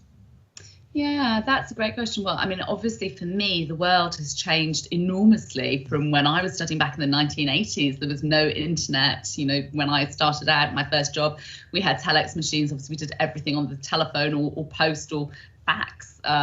So a lot of what I learned, a lot of the academic theory for a while, I think I probably lost my way slightly. But it's really interesting when I look back to the theories that I learned in terms of marketing, the 4 Ps and those sort of principles, they're still as important today as they were back then. It's just that maybe, for example, the place has changed. It's no longer a retail shop, it could be an online environment that didn't exist. So I think reflecting back on what I learned, I think it's been really interesting. I think what I didn't learn on my course was necessarily, I don't think that we were taught very much about work ethics. We weren't taught a great deal about the work environment. Nobody really explained to us about how we should behave in the work environment and what it was going to be like. So I think that was something that was possibly lacking back in my day when I was studying. But I think that these days, I think that we probably do talk a lot more, even just having sessions like this where we're talking about LinkedIn and we're talking about how people can prepare themselves for sort of interviews and applying for jobs and different roles that are out there. I don't think that happened as much, but my course was a sandwich course, so I did do a year in industry, and that was hugely beneficial. And I think that, I'm not sure whether the students we're talking to today will have done a year in industry, but it is a great thing to do because it gives you something that you can talk about that's very relevant, not just in your cover letter and your CV, but also when you get into the interview as well. So I was very grateful that I had that opportunity. Excellent stuff. Okay, I mean, one of the things that you've talked about career progression. You know, we can talk about it very shortly, but can you tell us, sort of give us some of the ideas that the skills, knowledge and base that you gained or developed over that period of time? Yeah, so I think... Sorry to interrupt. Sorry, because I was a bit misleading with that. Sorry, the skills that you developed, but also the skills that you needed? I think I was very lucky that the very first job I joined was in a small company that was going through an expansion. And so I went in, as I said, as a sales consultant, but because the business was growing very quickly, I had opportunities to move through the ranks. I think the skills that I would suggest that people need, is emotional intelligence. I think that's so important these days. So it's not just how smart you are in terms of your IQ. I think your emotional intelligence, being able to read people, understand people, being able to sort of pick up on those non-verbal cues. I think that is really, really important, and probably more important today, and especially when now we're interacting over Zoom so much and over computers. You know, it becomes even more important that you're able to sort of relate to people and yes, be able to sort of understand people and human nature. I think that that's really important. I think that's something that I developed over time. I'm a big fan of sales skills. I guess that's because that's where I started. But I think sales skills can be transferred across a number of different roles. And I think many roles that aren't sales per se still have got a sales element in them. And I think if you go and work for any commercial company, at the end of the day, it's revenue that's going to matter to that commercial company. And I think that everybody within any business has got a sales role that they can play. So I think a very important skill. I mean, I think that one of the ethoses that I had in my very first role, and that I've taken into every role that I've been in a manager's capacity in, is that I'm not as interested in somebody's age. I've never had the thought process that you've got to be in a job for 2 years before you can be promoted as such. I think that what you've got to do, and what I've always tried to do, and what I'd ask people who come to work for me to be receptive to, is to be up for a challenge and to be continually developing and being stretched, because the minute that stops, you become stagnant. So I think it's really important to be constantly maybe just slightly out of your comfort zone and slightly stepping up to the mark, which you absolutely are when you start any new job. The learning curve is always a steep one, but that's probably when you do some of your best work, because you're really on your game. So I think that's really important. It's interesting you've talked about two spheres where you've worked in. Obviously, you've worked in travel retail, and obviously you've worked in the airline industry. So what I'd like to do is sort of talk about both in such spheres. Obviously, you've talked about the type of people you employ, the challenges, etc., etc. But if we sort of focus on the travel retail side first and move into the airline, because obviously we have students studying both capacities. Let's look at the travel and tourism industry. What sort of opportunities are in promotion, development? You've talked about, obviously, you from your perspective, you really challenge individuals that work for you, but from a general somebody moving into the industry, where would they start and where would it go to? And sort of what sort of skills and attributes do you think they would need for that? So I think the skills and the attributes that they need, well, emotional intelligence we've already talked about. I think the ability to, which kind of falls in, but the ability to communicate verbally is a really important skill to have. I think it's important to be confident and to be friendly and outgoing. I think it's very important that you let your personality come through, because people employ people, and most travel businesses have got great brands or real personality. I think a top tip for me would be, if somebody's going for an interview or if they're looking to approach a business, that they look at the brand of the business and they see how closely their own sort of feelings and sentiments align with the values of the brand, and see if they can sort of interpret the personality of the brand.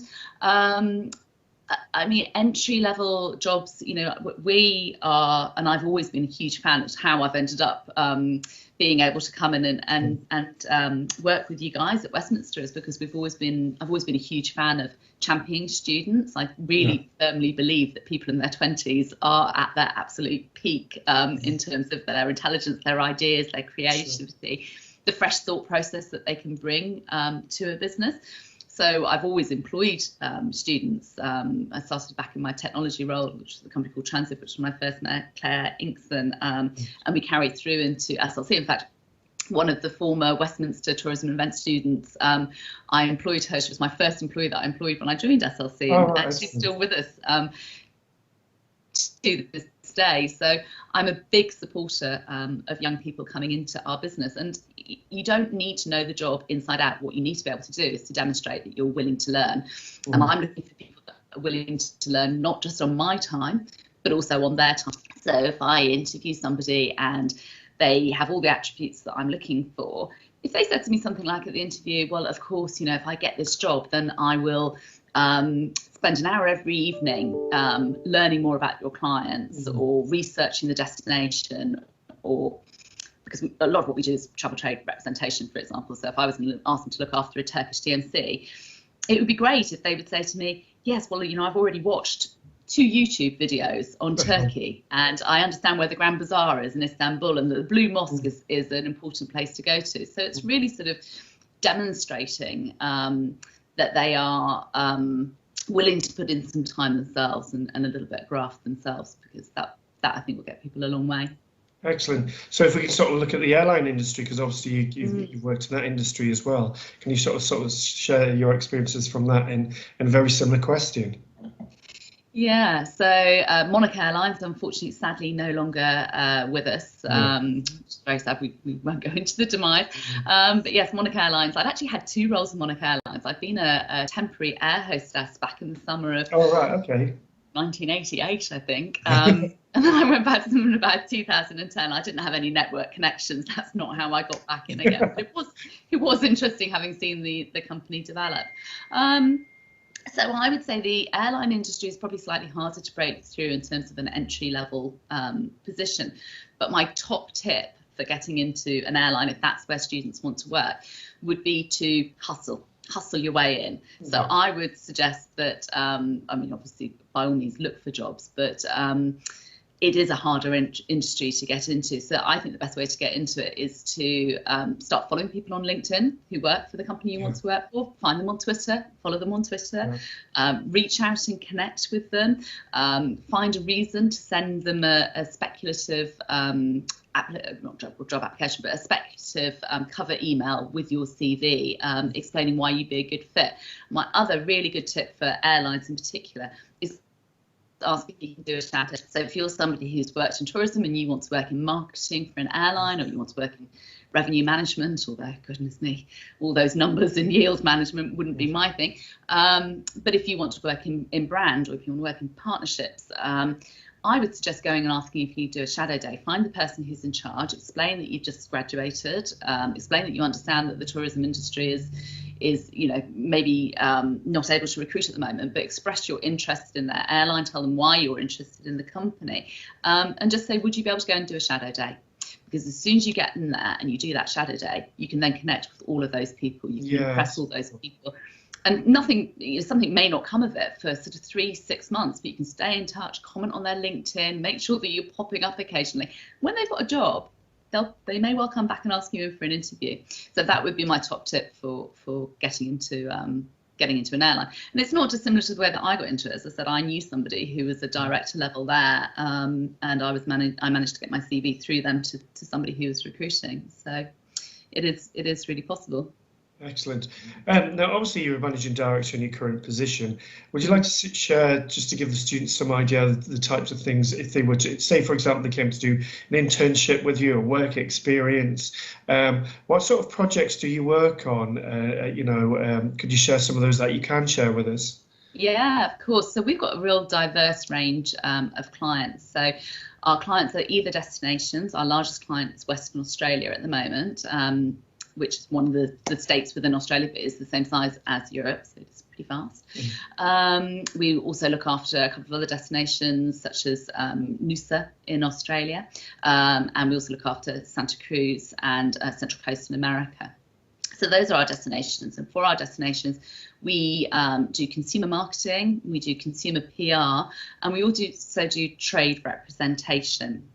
Now, consumer marketing, consumer PR, I'm sure your students will be across, but trade representation is an interesting service that exists in the travel industry that most people aren't aware of. Most ordinary consumers that don't work within the industry are not aware that it exists. And essentially, it's being the middleman, being almost like an intermediary between the destination and the distribution chains and channels that are out there. So our job when we're doing trade representation for, say, Western Australia, is to talk to all of the product managers at tour operators and online tour operators and travel agents in order to ensure that Western Australia is featured within their program. We're also representing absolutely every tourism product that's on sale in the UK. So we might be looking at a Trailfinders brochure and thinking, well, that's great, they've got an itinerary that goes from Perth up to Exmouth, but they're missing a trip because they're not stopping over in this place on the way. And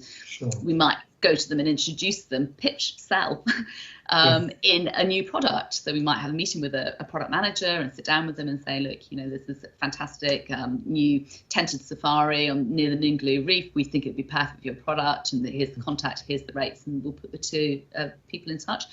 We'll also do a lot of training, a lot of educating agents. So a lot of our time will be spent holding training sessions, and some of those will be kind of like almost classroom based, videos or whatever. But we do some really fun things as well. We did a session which was bubbles and brushes, where we people painting the bungles and drinking champagne at the same time. So we do lots of fun things. We do a lot of events. So there's so much crossover between travel and tourism and events. But we also hold a lot of events. We have, we call them product. We have sort of hoteliers and destination management companies and attractions come across to the UK. And then what we will do is we'll organise a series of maybe 6 or 7 events that take place over a week. They could be lunch events, they might be business-to-business meetings, they might be sort of evening training and dinners. And then we will handle all the logistics of those events, from the hire of the venue to the transport, to obviously F&B, recruitment of agents, and we'll take those products on a sort of roadshow around the country. We probably, pre-COVID, would be out doing one of those every other month. It really is a huge part of what we do. We also, so marketing, trade representation, destinations, we also do similar disciplines for hotels. We've got quite a few hotel groups. We look after several different attractions. An example of that would be Sydney Opera House. So we've got some great clients. We also look after a members association. So we are the secretariat for the Pacific Asia Travel Association, which is an association that exists to promote the Pacific Asia region, specifically to the travel trade. And as secretariat for them, they're like a business within our business. So we've got the fiscal responsibility for them, we've got the judiciary responsibility for them, sort of the legal processes. We look after their budget, we manage all of their events, and they really exist to educate the trade. So they'll be doing roadshows, as I just explained. They do 2 flagship events a year. I say they do, we do. We arrange 2 flagship events a year. One is a huge business-to-business networking opportunity that we hold in March because it coincides with the ITV show across in Berlin. I don't know. Okay. Yeah. Yes, I know that. Yeah, I know that. ITV. But we hold that, so lots of the suppliers and buyers will come across to Berlin for the ITV show, and then we hold the Part to Exchange show in London a week later, and we have about 300 suppliers. That will be hotels and destinations, etc., that come to London, and then we invite all of the product managers, the distributor decision makers to come and meet with them, and we run an appointment system. But another similar 500 plus travel agents come and join us for what we call Taster Parter, where we have all of our destinations and again all of our suppliers who bring their food and drink from their region, and we have such a fantastic evening. Lots of different entertainment and drink and dance. And again, it's to educate people, or agents in particular, that are sellers on the region. And then we hold numerous small events throughout the year as well. So consumer marketing, consumer PR, and trade representation is the sort of the backbone of our business. And in terms of what I do within the business, so as joint managing director, we're a small business. We were 20 people, unfortunately we have contracted slightly, but we're pitching out all the time. And going back to what I said about being a salesperson, I'm selling the whole time. I'm constantly looking for opportunities, writing proposals, attending pitches, and we fully intend to regrow the agency and be back to our full size certainly by the end of next year. And I think it may be difficult for the students coming out during this period, but I think that travel will rebound, and I think it's actually probably a really great opportunity because businesses have been forced to contract. They have lost a lot of the people, but I can tell them now that the businesses won't necessarily be looking or be able to employ the higher band salaries. So smart individuals that can demonstrate the emotional intelligence, that are keen, that are hungry to get on, that can display that. I think we've got a great opportunity in the travel industry going forwards. It's interesting you've highlighted the current situation, because actually that was going to be my next question. I mean, obviously the students are coming out, but also during the current times as well, which are difficult.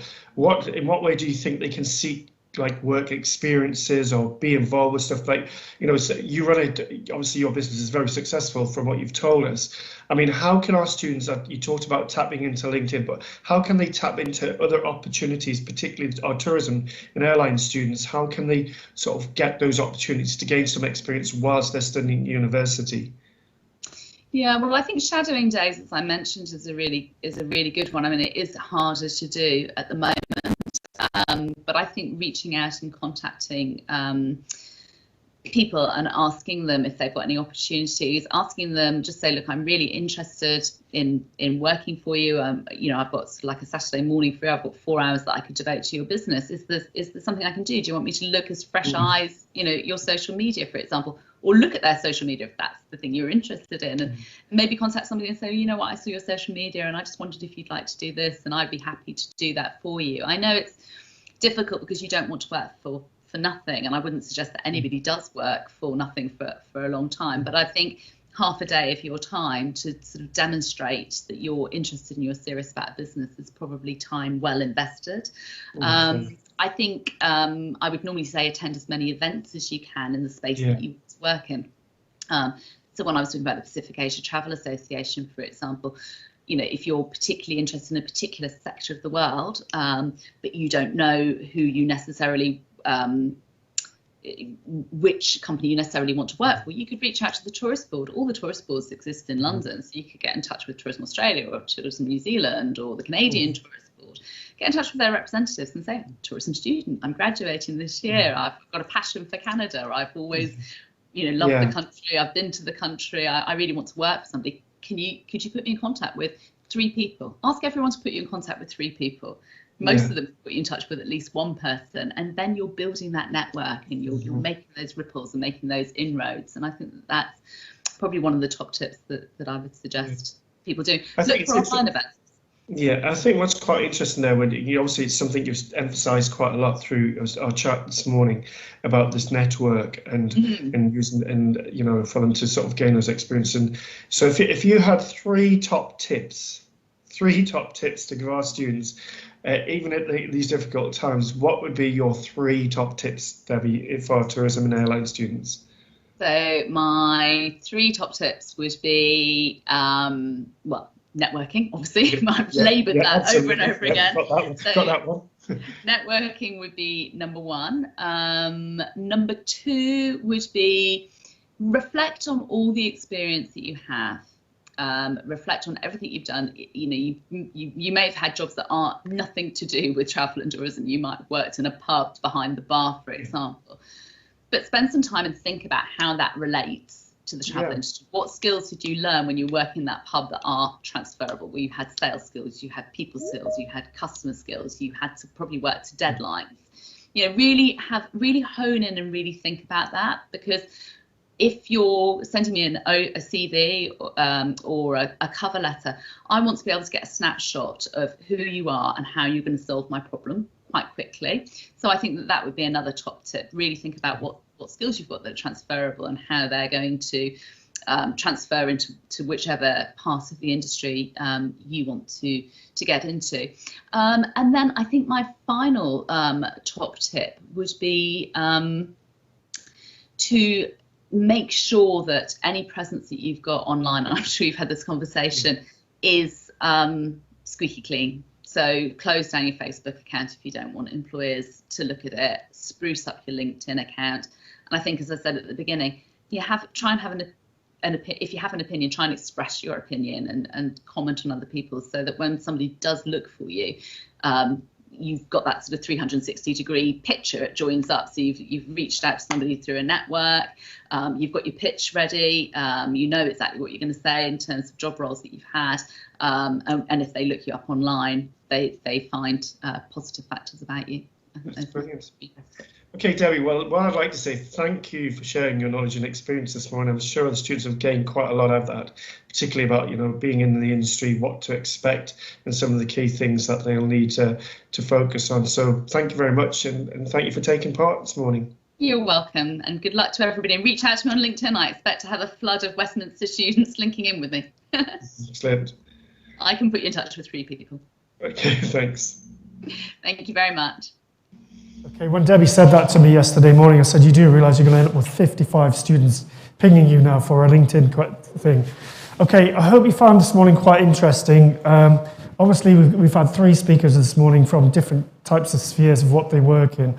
What we're going to do now is we're going to take a lunch break. So we need you back in here by 1 o'clock. And there are, if you're not used to the area, there are sort of lots of things around the corner, right? Sort of takeouts, Tesco, Sainsbury's, there's some sandwich shops across the road. Obviously downstairs, they've got coffee and sandwiches downstairs, guys.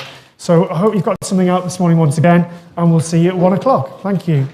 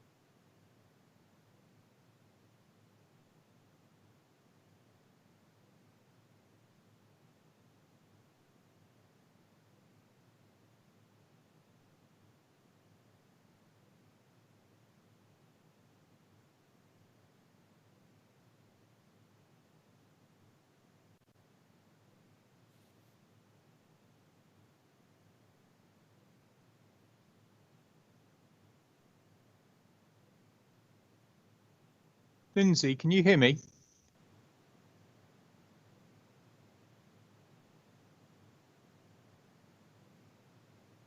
She's there. She's just muted. I can. Oh, Sorry. cool. That's all right. Just checking. Sorry, I only just noticed your message earlier on. Sorry. No, that's all right. It's all going really well, yeah? Yeah, apart from the minor IT issue at the beginning. No, I but know. there you go. We'll get there. I'm just waiting for our next presenter to arrive. She was due. Who's that? It's Michelle Carney. She should be coming into Teams any second now, so I'm just keeping an eye open before I on put her. schedule or are we behind? Have we caught up time? No, we're behind, so we pushed her back. So the idea is we're going to try and start at 1 o'clock, but I think that's, given how empty the room is currently. Yes. I was going to say, I can see it's not looking, it's not looking particularly positive.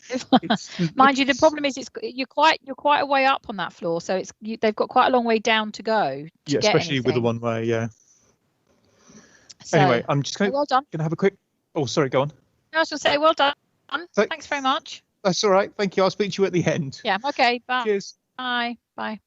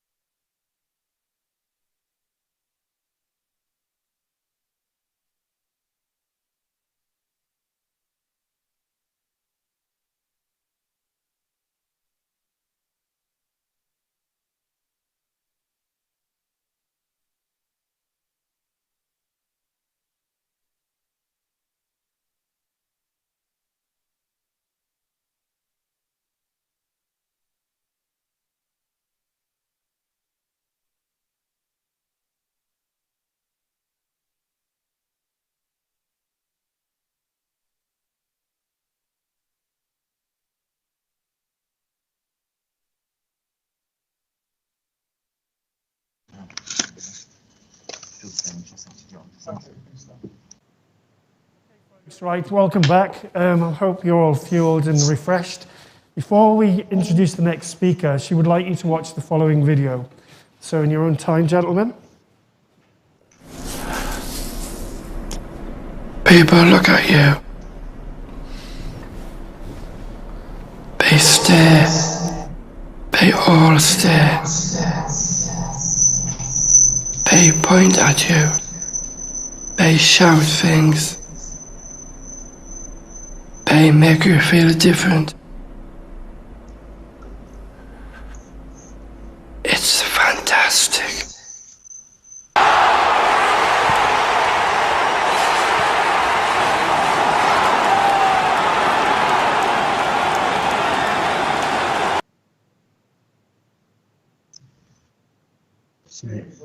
To introduce you to Michelle Carney. Michelle is the Chief Executive Officer for Special Olympics Great Britain, and she would like to share her thoughts and feelings of what she does and how she got where she got. Thank you, Michelle. Hi everybody. Thanks for having me. I'm going to just give you a whistle-stop tour into the world of Special Olympics. The Barry video, I hope that started to challenge your thinking. It's a really powerful video about our perceptions and how we see the world, and and the difference that Special Olympics can make. So we know it's going to go one way and then it goes the other, and I just love that video in terms of just kind of setting the scene for Special Olympics. So as I say, delighted to be here.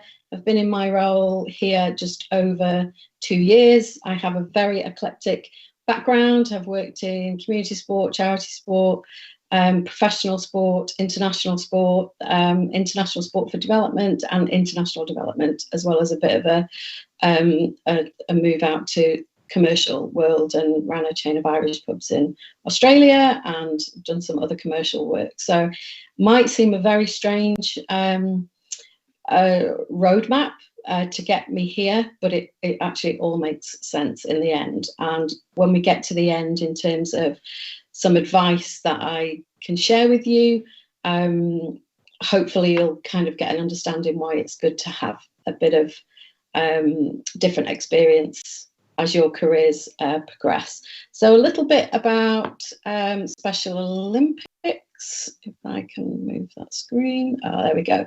So we're part of a global movement. We were set up in 1968 by Eunice Kennedy Shriver in the US. We've been around for 42 years in the UK and 52 years internationally. And ultimately, the vision of Special Olympics from a global perspective is an inclusive world for all, driven by the power of sport, through which people with an intellectual disability live happy, healthy lives.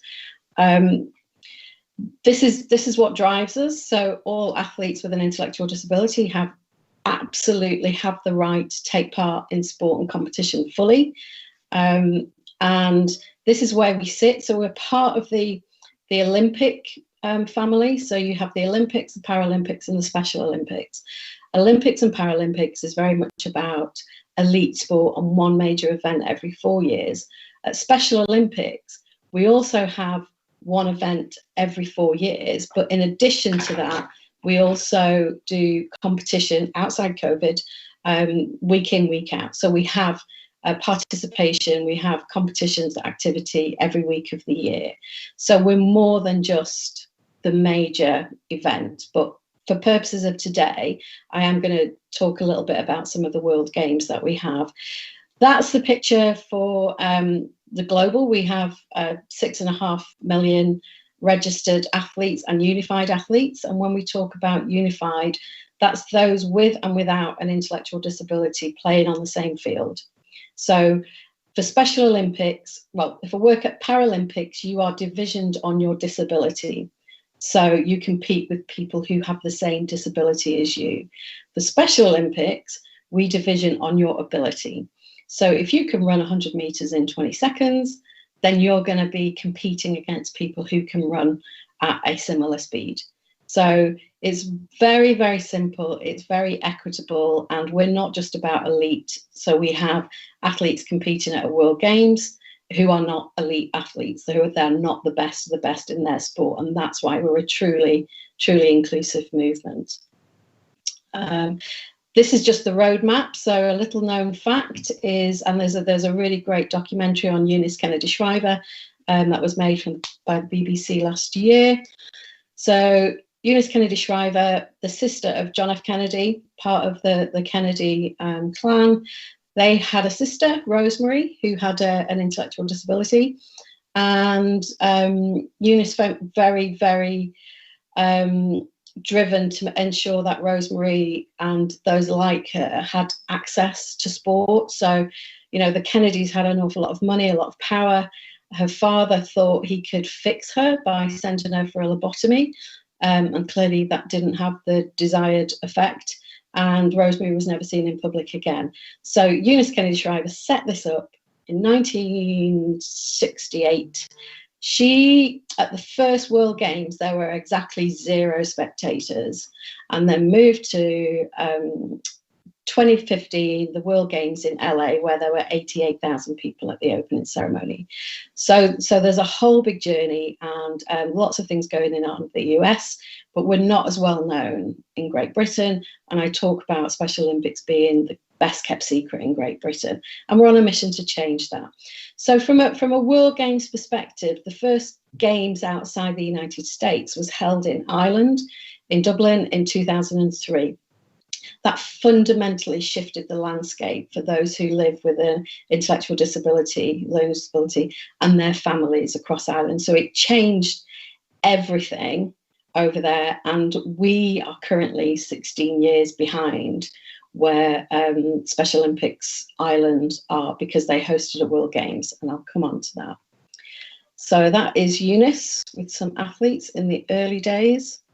That's how we look globally. So we sit as GB under Europe Eurasia on the top right hand corner. So we're one of 58 countries of the different continents across the world. So that's how big Special Olympics is on a global scale. Like, we are the largest disability sports organisation in the world, and I'm guessing more than half of you probably never heard about us, and that's okay, because I didn't know about Special Olympics until I saw this job, and I started out in disability sports, so I should really know.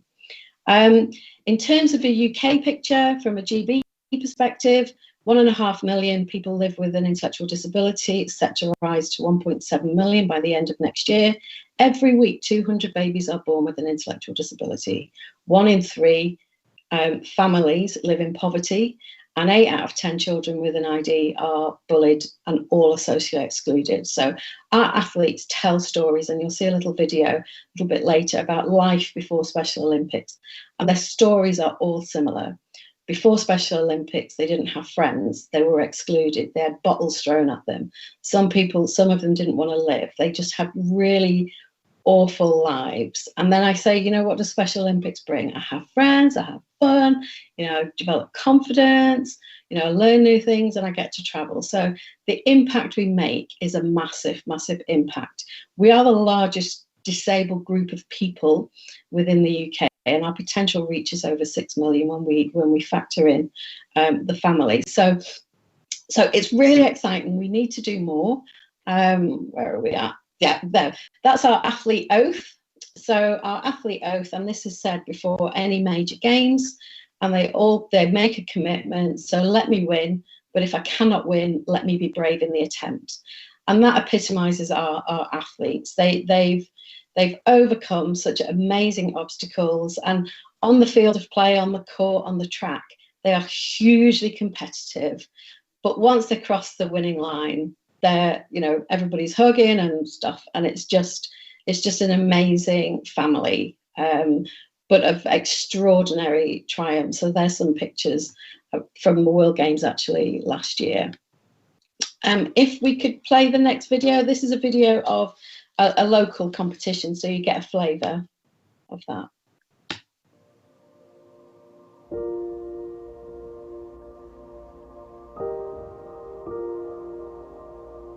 Life was really hard for me.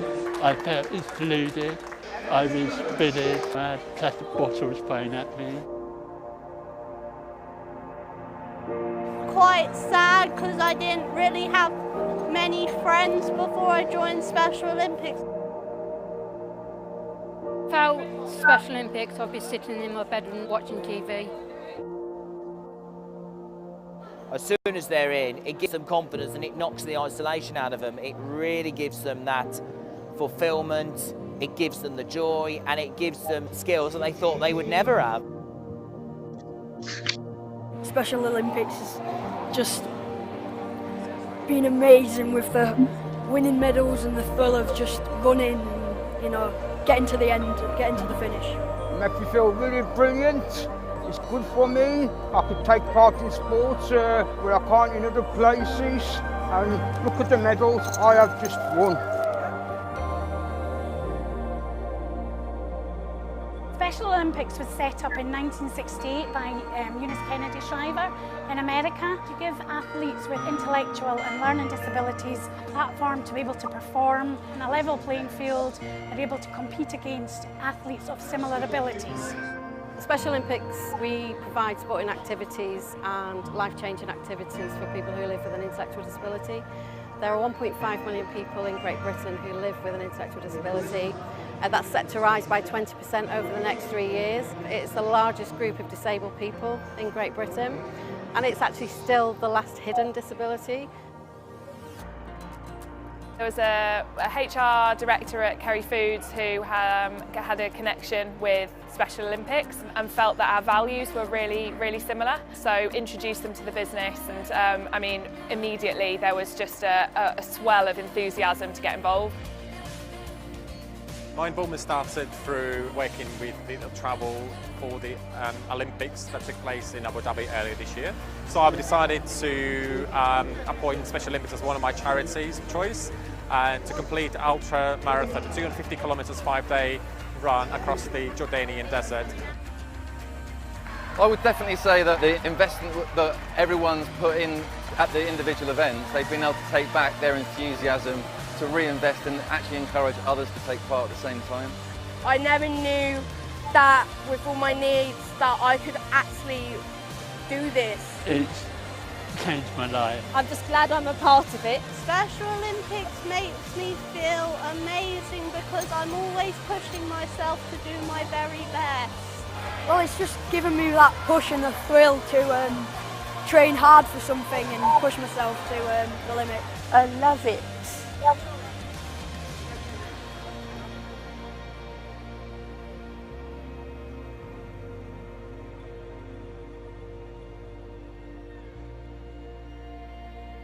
Super. So that gives you a sense of that. That video was taken at a regional athletics event at Lee Valley the end of last year, and actually it was the last big event that our athletes have been able to take part in since this COVID pandemic, which is affecting our athletes more than most groups of people. The first to be locked down and will be the last to be let out. And just a note, really, you know, they're you know, we're all frustrated with you know, being locked down and being in social isolation. This is what our athletes, this is what their lives have been. So this is part and parcel of what their lives, and Special Olympics has changed that for them. So we're dealing with a number of different issues. But I digress. Let's go back onto the events bit. So the events are just part and parcel of the work that we do. But I'm going to talk through some World Games. So there's a national and a winter World Games within the global Special Olympics cycle. They are the largest celebration of sport globally. So last year, they were hosted in Abu Dhabi. It was just an incredible game. That photograph is from the opening ceremony. 7,500 athletes, 21,000 volunteers, 200 nations and territories, 24 sports across 248 events, and over 500,000 spectators. And this is in a country which 5 years previously people with an intellectual disability and people with a disability were hidden away. It was a shameful thing to have a child or a member of your family with an intellectual disability. So global games are used for a number of different reasons, which I'll go on to share with you. That's my chairman trying to ring me right now. The next World Games are in Berlin in 2023. Fingers crossed that the world is back to relative kind of normal there. So some of these slides are part of a conversation I'm having with Downing Street about why we wouldn't, in Great Britain, host a World Games. So we've hosted Olympics, Paralympics, Commonwealth Games, World Championships. So the infrastructure's there. We know we can deliver a bloody good game. So why are we not being inclusive, and why are we not hosting a Special Olympics World Games? Because our athletes deserve this as much as their Olympic and Paralympic counterparts. And if I'm honest, it's the most fun you'll ever have at a major event. It's just an extraordinary event. And these are some pictures from the World Games, Hetty and Amy and Fleur and Demir and some of the basketballers. Is just incredible. So what it does, and that the case that we make for hosting a World Games is, the economic impact. So the last two games, the Summer Games, generated more than £500 million in economic output. So this is an economically viable investment, which has an economic return, a cash return, but more than that, it has a societal benefit. And this is where I think it will really work within Great Britain. Special Olympics brings people together in a way that little else does. I'm sure you've all heard, Nelson Mandela's quote, sport unites people in a way that little else does. Special Olympics goes one step further. We're non-political, non-divisive. You can't argue against what we do. And actually, we're about joy and fun. And there's nothing like being involved in a Special Olympics event. And thirdly, the revolution is inclusion. We need to choose to include. We talk about, and you'll hear all the conversations happening about inclusion and diversity, but what does that actually mean? And Special Olympics has a real role to play using the major events to change the conversation and change the investment that's made within sport and opportunities for people with an intellectual disability. So there's the life-changing impact of a World Games. So there's an economic impact, positive. There's a societal impact, and actually we have a duty to run sustainable, clean games that don't leave a negative impact on the environment. So we're working with the UN Sustainability Goals and about how to deliver a sustainable event, and that's about looking at things a little bit differently. And I'm sure that's some of the stuff that you've studied or will continue to study. Some figures from the LA World Games in 2015. That's a picture of the early opening ceremony, I think that one was. Boost to economy, over $415 million. The over 500,000 people for the 9-day event. And the media, where is the media? It's not on there. But the LA won the right to host the 28 Olympic Games on the back of running and hosting the Special Olympics World Games in 2015. So there's real power, and there's phenomenal reasons for a country or state to say, this is what we're going to do, because we can showcase that we can host major games. And then people have won bigger games on the back of this. So Abu Dhabi, huge impact on the country, and in a challenging environment within the UAE. But they put on a spectacular show. In terms of the media impact, you can see the figure there, over $500 million. In media value impact. There was an extraordinary take-up of it. And just to show you how, from a GB perspective, we took a team of 128 athletes out We competed in 14 different sports, and we finished 6th on the global table. So we won 169 medals, 63 of those were gold, and we were the only country in the top 50 that currently doesn't receive any central government funding. So we had to self-fund to send the team out. So it cost us over $500,000, and that money had to be found at the very local level in order to do that. So there's no significant investment, and it's very different from the Olympics and Paralympics. We also do a national games, national summer games. The last summer games was in Sheffield, 2017. There's some of the figures there. There was a direct economic impact. We were supposed to host the National Summer Games in 21 in Liverpool. We made a decision to postpone that to 22. That decision was made alongside our athletes. And then Liverpool made the tough decision that they couldn't host the 22 games. So I am looking at different options and having various conversations with a number of cities, but predominantly looking at linking in around the Commonwealth Games in Birmingham 22. But I won't say any more of that because I will get shot.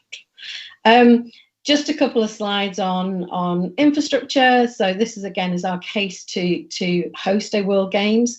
And as I say, I'm having conversations with Downing Street and government about how we could make this happen. We've had the conversation at an international level. There's a significant financial investment, but the return on that investment will be huge for several reasons. So as I say, we've got the infrastructure. Why would we not use that? And we can showcase sustainable best practices. We have a really good track record about sustainability and how we showcase and how we deliver really, really strong events that are sustainable for the long term. Legacy, quick point on that. Legacy doesn't begin after a major event. You have to think about legacy when you're starting to plan an event. So legacy starts pre any event. You have to look at the legacy because it can't just be about a 1-day or 5-day event. So anything you ever do, you have to start your planning, and legacy needs to be thought about and acted upon right at the beginning. So pre, during and post is really important. And this video will show, this is just an overview of our team out in Abu Dhabi, and I know you'll really enjoy it, especially the screaming parents.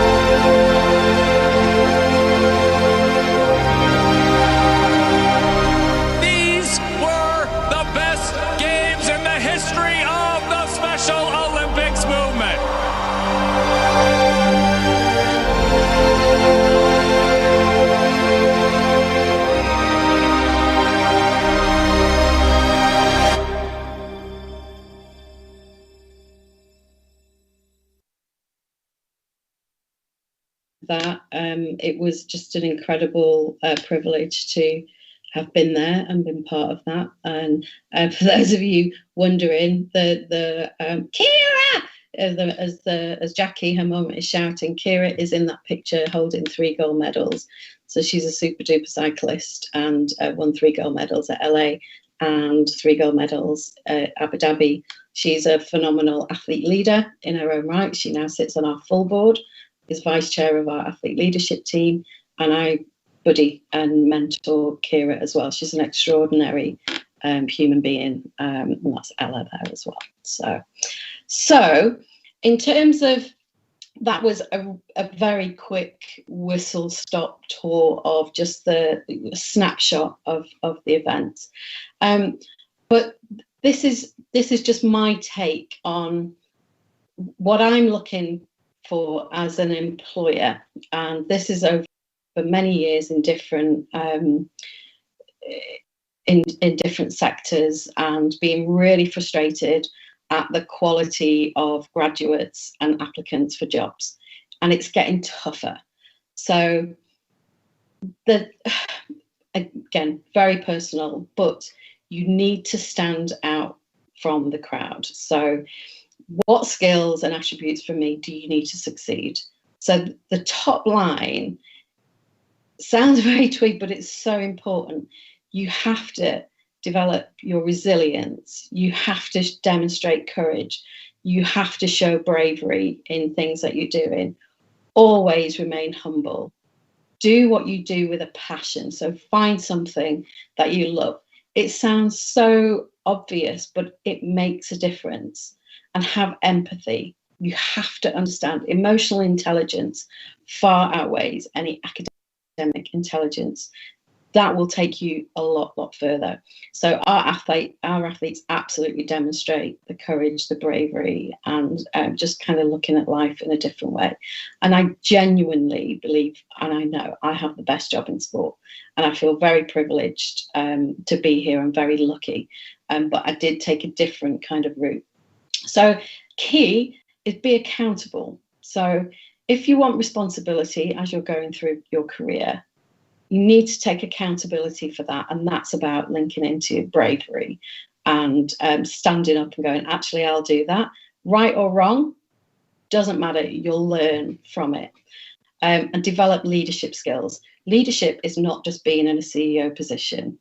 So I work on a distributed leadership. We all have leadership skills. That's how you create a successful environment, by each person leading in their own particular ways.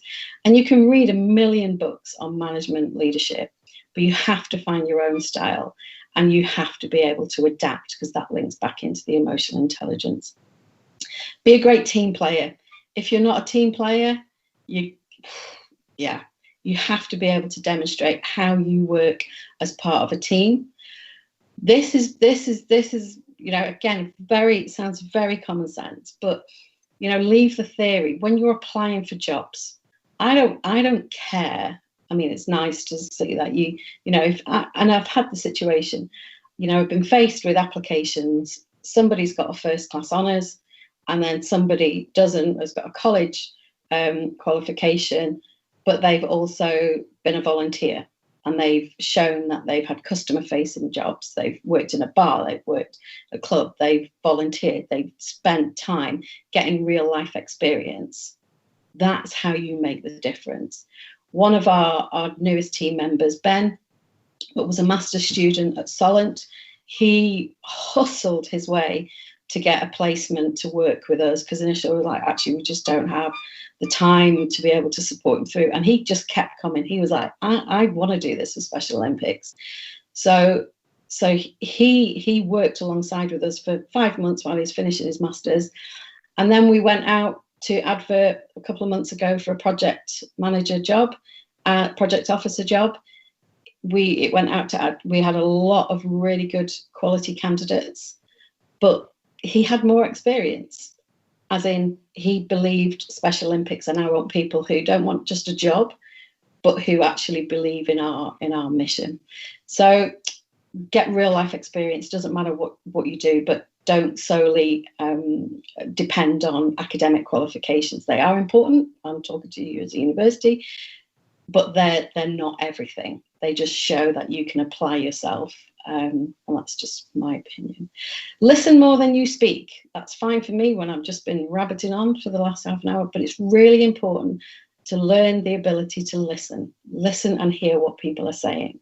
So listen more than you speak, and learn. You will never know everything. I learn on a daily basis. So just keep up that hunger to learn new things.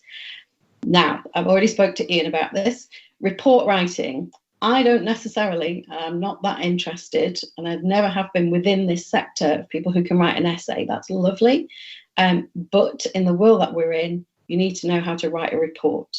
You need grammar. So spelling and grammar. Remove your text speak. So I see a new generation of how people write, and it's very, very short form. But just, concentrate. Spelling and grammar will go an awful long way. And I won't look at applications that are full of grammatical or spelling mistakes. Budgeting, you have to understand how to budget. So the financial acumen is going to be really essential, especially within the event space. Key is ability to demonstrate impact. So that goes back to understanding your why. Like, why are you doing this?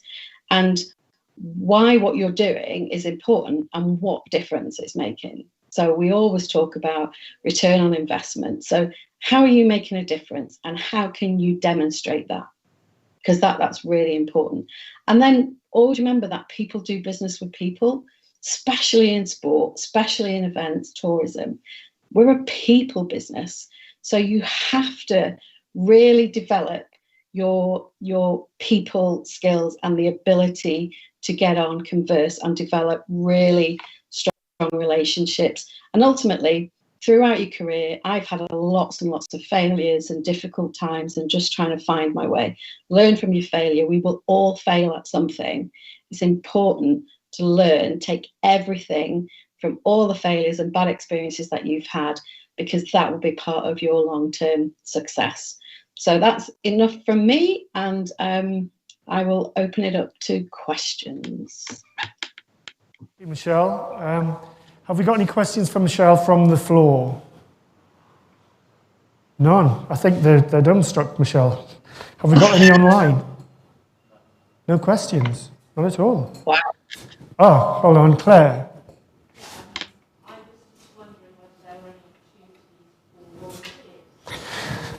Yep. Okay, the question was, Michelle, is would there be opportunities? Naturally, the current situation is quite difficult, but in the future, would there be any opportunities for students to get voluntary experience with you? Yeah, and I think we're open to that. We would do it through the university because of our group and our club structures. We would want to see some consistency. So it really is about really understanding what students want and where the opportunities are. We do a big corporate volunteering program where our corporate partners who fund us, we offer the major volunteering opportunities to them because they pay for it. But absolutely really happy to work with you as a university and look at how we can structure that. So yeah, absolutely. And we said when you see it, you believe it. Once you're in, you're in. So that's my warning to you. Like, once you get in front of our athletes, there's no moving away. And this is a really exciting time. We've got a potential to host a World Games here in 2027, which would be transformative at every level. I was looking at a 2031 Games, but it's looking like we'll be bidding to host a 27 Games. That's new news. I probably shouldn't share that with you, but hey ho. Yeah, opportunities. So long-winded answer to yes, we'll look at that, but you need to commit. Okay, yeah. Okay, I think that's the most important thing to emphasize about commitment, especially in something like that. Obviously, I'm talking to Michelle about some other projects as well that we can link with the university as well for students as well. I think the most important thing I'd sort of like to share while Michelle is still on the thing, I think what was quite empowering was seeing the videos. and what impact that can have in events to those type of people. And I think, as Michelle has emphasised, if you can be part of that, and she said if you're in, to be part of that type of movement is quite empowering, and it does make a big difference to people's lives in the events industry. And also, I think the interesting thing that Michelle did also share, she shared about the skills and attributes you've got to have. And I think what was clearly evident there, we heard Debbie earlier on, but what came across with Michelle there as well was emotional intelligence. That was quite interesting to hear one more time. So that was quite interesting. Michelle, thank you very much. I know you're very, very busy, so I'm going to let you go. On behalf of the students, I'd like to say thank you for spending time and telling us more about obviously what you do and the opportunities potentially that might be there, but also some of the key things that you look for when you're bringing people on board. So thank you. And so I think the students would like to say thank you also.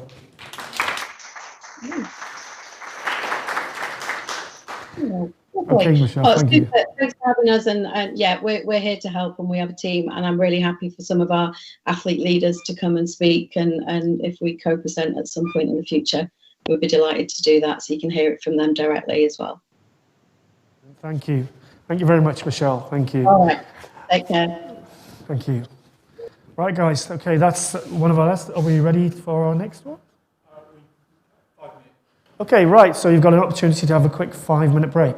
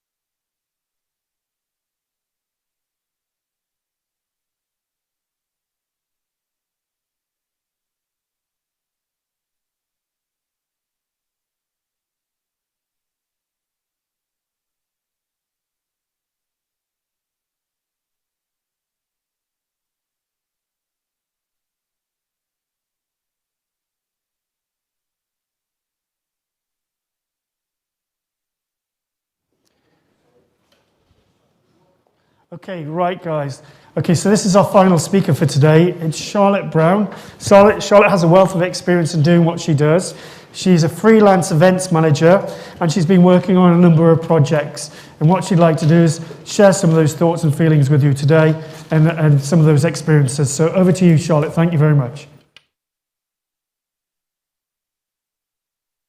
Apologise for the quality of the feed. Unfortunately, it's the internet where I live.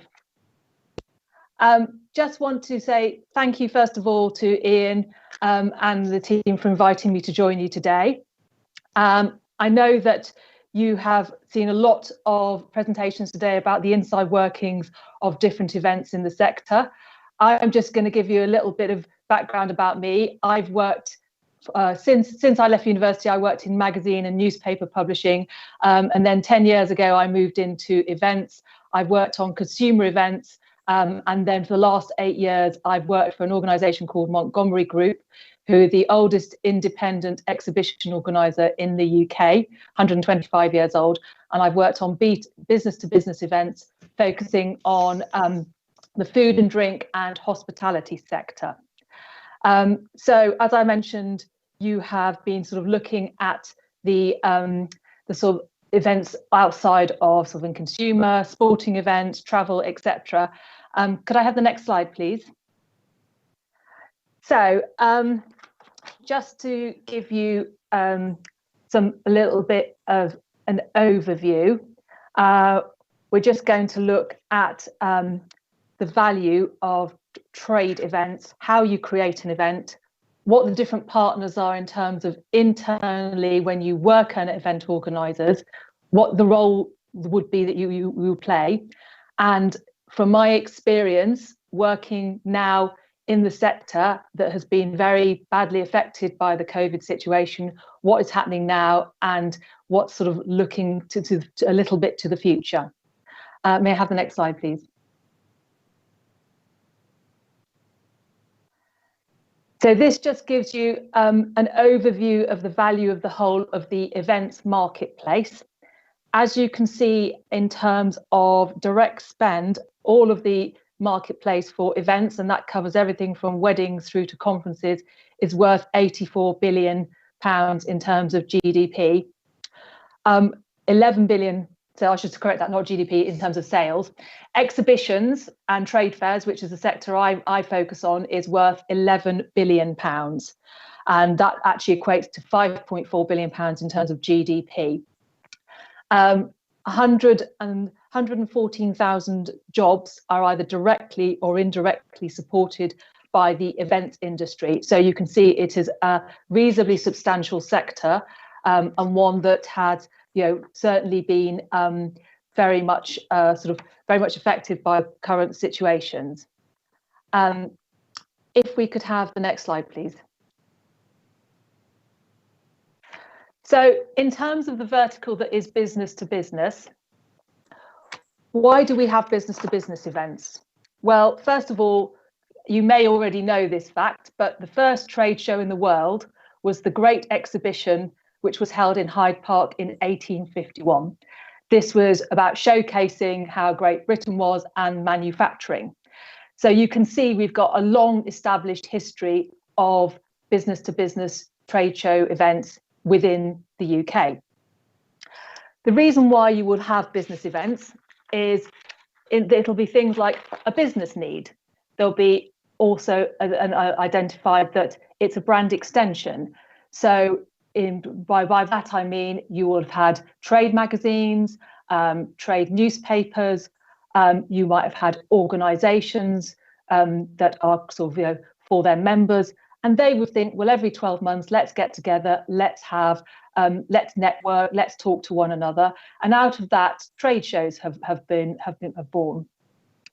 You also then sometimes will identify that there is a gap in the market, and this is where you spot that sort of that opportunity that you could potentially fill, and that's where you will come up with a concept. Now, when you come up with a concept, the way it works within the business to business sector is that you will need to convince your financial director, your MD, that this is a really good opportunity. So you will do some market research on it and present a plan to them. One point I should make is that unlike events that are consumer events and those sort of other events where you would charge ticket prices and ticket sales, business-to-business events traditionally in the UK do not charge for entry. In Europe, it's a slightly different situation. They do tend to charge for going to trade shows, but in the UK, we traditionally don't. So the way we make our money and the way that the revenue is made is via the sales of the stands, the sales of sponsorship. All the costs and the profit have to be covered along those lines. May I have the next slide, please? And if you could just play the video.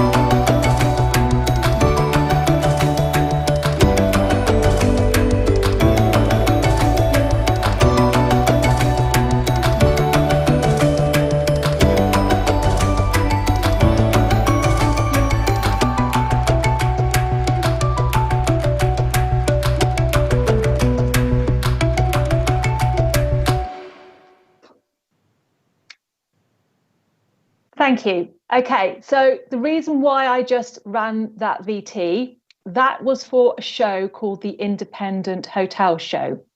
This was an event that was created to fulfill a gap in the market. As many of you will know, there are lots of trade shows for hospitality. There are lots of trade shows for travel. However, a gap was spotted that there was not an event dedicated for boutique independent hotels. This event was created to fill that gap. It was launched in 2012 and was held at Olympia. In the first year, there were 150 exhibitors and about 2,000 visitors. By 2019, the October 2019 edition, there were 350 exhibitors and there were 6,500 visitors. That is an example of a trade show really hitting the mark and the sweet spot within a business-to-business need. It became the must-go-to event for any independent hotelier. There were awards that were run at the event for best hotelier in the UK and various different associated awards around it. And it was so popular that, in fact, we had to curate the amount of businesses that we had at the show. And by that, I mean, we didn't want to have 10 bed companies. We only wanted 3 bed companies, or, we only wanted 3 companies that were doing champagne glasses, etc., etc. So that was something that really has hit the money, has become an established event in a very short period of time, and fulfilled the criteria of sort of a business need. Next slide, please. So once you've come up with your concept, and I've just shown you an example of a very successful concept, what you then have to do is create your event plan. This is usually led by the event manager, which is a role that I had previously. And the event manager coordinates and oversees all the different stakeholders within the business. So that runs from the sales side through to operations, marketing, content, business intelligence, finance, and external partners. Next slide, please.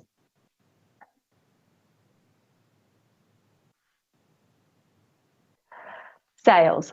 So as I've already mentioned, we don't make any profit or revenue from selling tickets because we're not a paid for ticketed event. So the sales targets are extremely important. What you will do is there will be sales targets. The sales team are there to sort of work on the event from sort of 12 months out. They're obviously there to look out to key clients in the marketplace, sell the event, give them reasons as to why they should attend a trade show.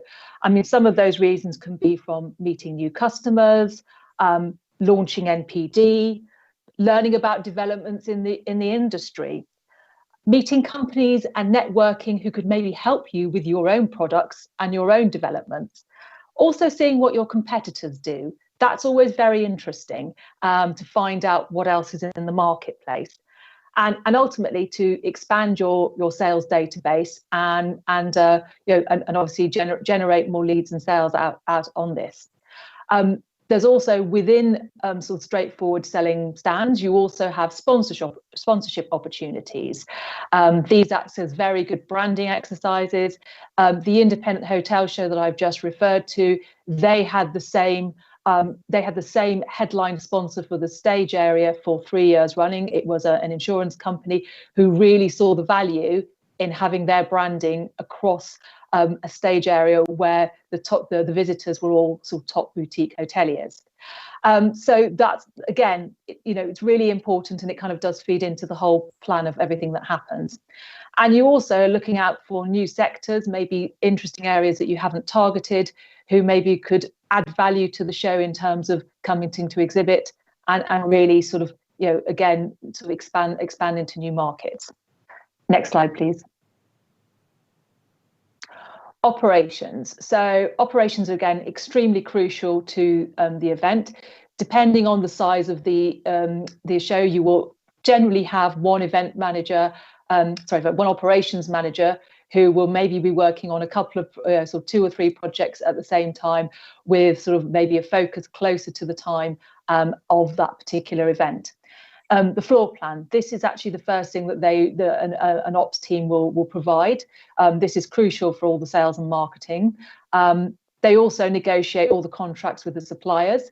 So when you go into a venue like Excel or the NEC, you need to find everything from your flooring suppliers through to your electrics, through to your IT, through to your deliveries. Everything needs to be agreed and sort of contracted for that particular event. We also have the feature areas. So again, I'm just going back to sort of a stage area, entrances. They will go out and commission designers to do this.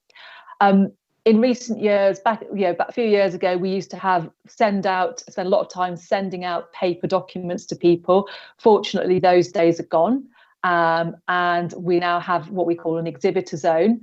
So that has for the exhibitors all the information they could possibly want, from where the parking opening hours through to health and safety, through to the height that their stand can be, absolutely everything. It's quite an involved area to create, because it essentially will be created fresh for every different event. Also, the operations team will have got a cost and budget, what it physically takes to create the event. They then have to be there as a referral point for exhibitors. Some exhibitors, ask very minor questions. Some ask extremely complicated questions, and usually their account manager on the sales team won't necessarily know the answer. So again, that's what the operations team are there to do. Finally, when we get closer to the show, they will go on site. They'll be there before anyone else, and they will help build the event. During the event itself, they will be there to make sure that all things are running smoothly, in terms of items are where they should be, signage is where it should be, and then for the breakdown of the event post-show. So it's a really important role. Next slide, please. The marketing team. So again, you will have had interaction from the event manager side with the marketing team when you're looking at the concept. They will have researched the marketplace. They will also be responsible for reaching out to trade organisations alongside the event manager to build those relationships and understand what we need to deliver in terms of the content side, and also just what the issues are in the industry. They'll create the branding for the event. This is a sales literature for the sales team alongside visitor and exhibitor promotions, and the marketing plan, which will encompass exhibitor promotion, visitor promotion, and PR activities. And as you can see, I've missed off the end of the sentence there. What I meant to say was this is sometimes run in-house. However, when you have specialist events, you will sometimes bring on external PR teams who have knowledge in that sector. So again, I've worked on events where we've worked with specialist PR teams who are food and drink experts.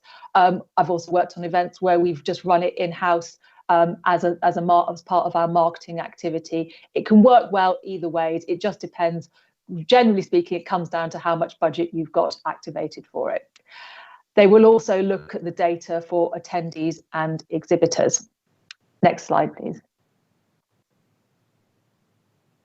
Content. So this is almost an extension of the marketing team, but in recent years in particularly, content has become very, very important. And usually most event organisers these days have a content manager and a content team.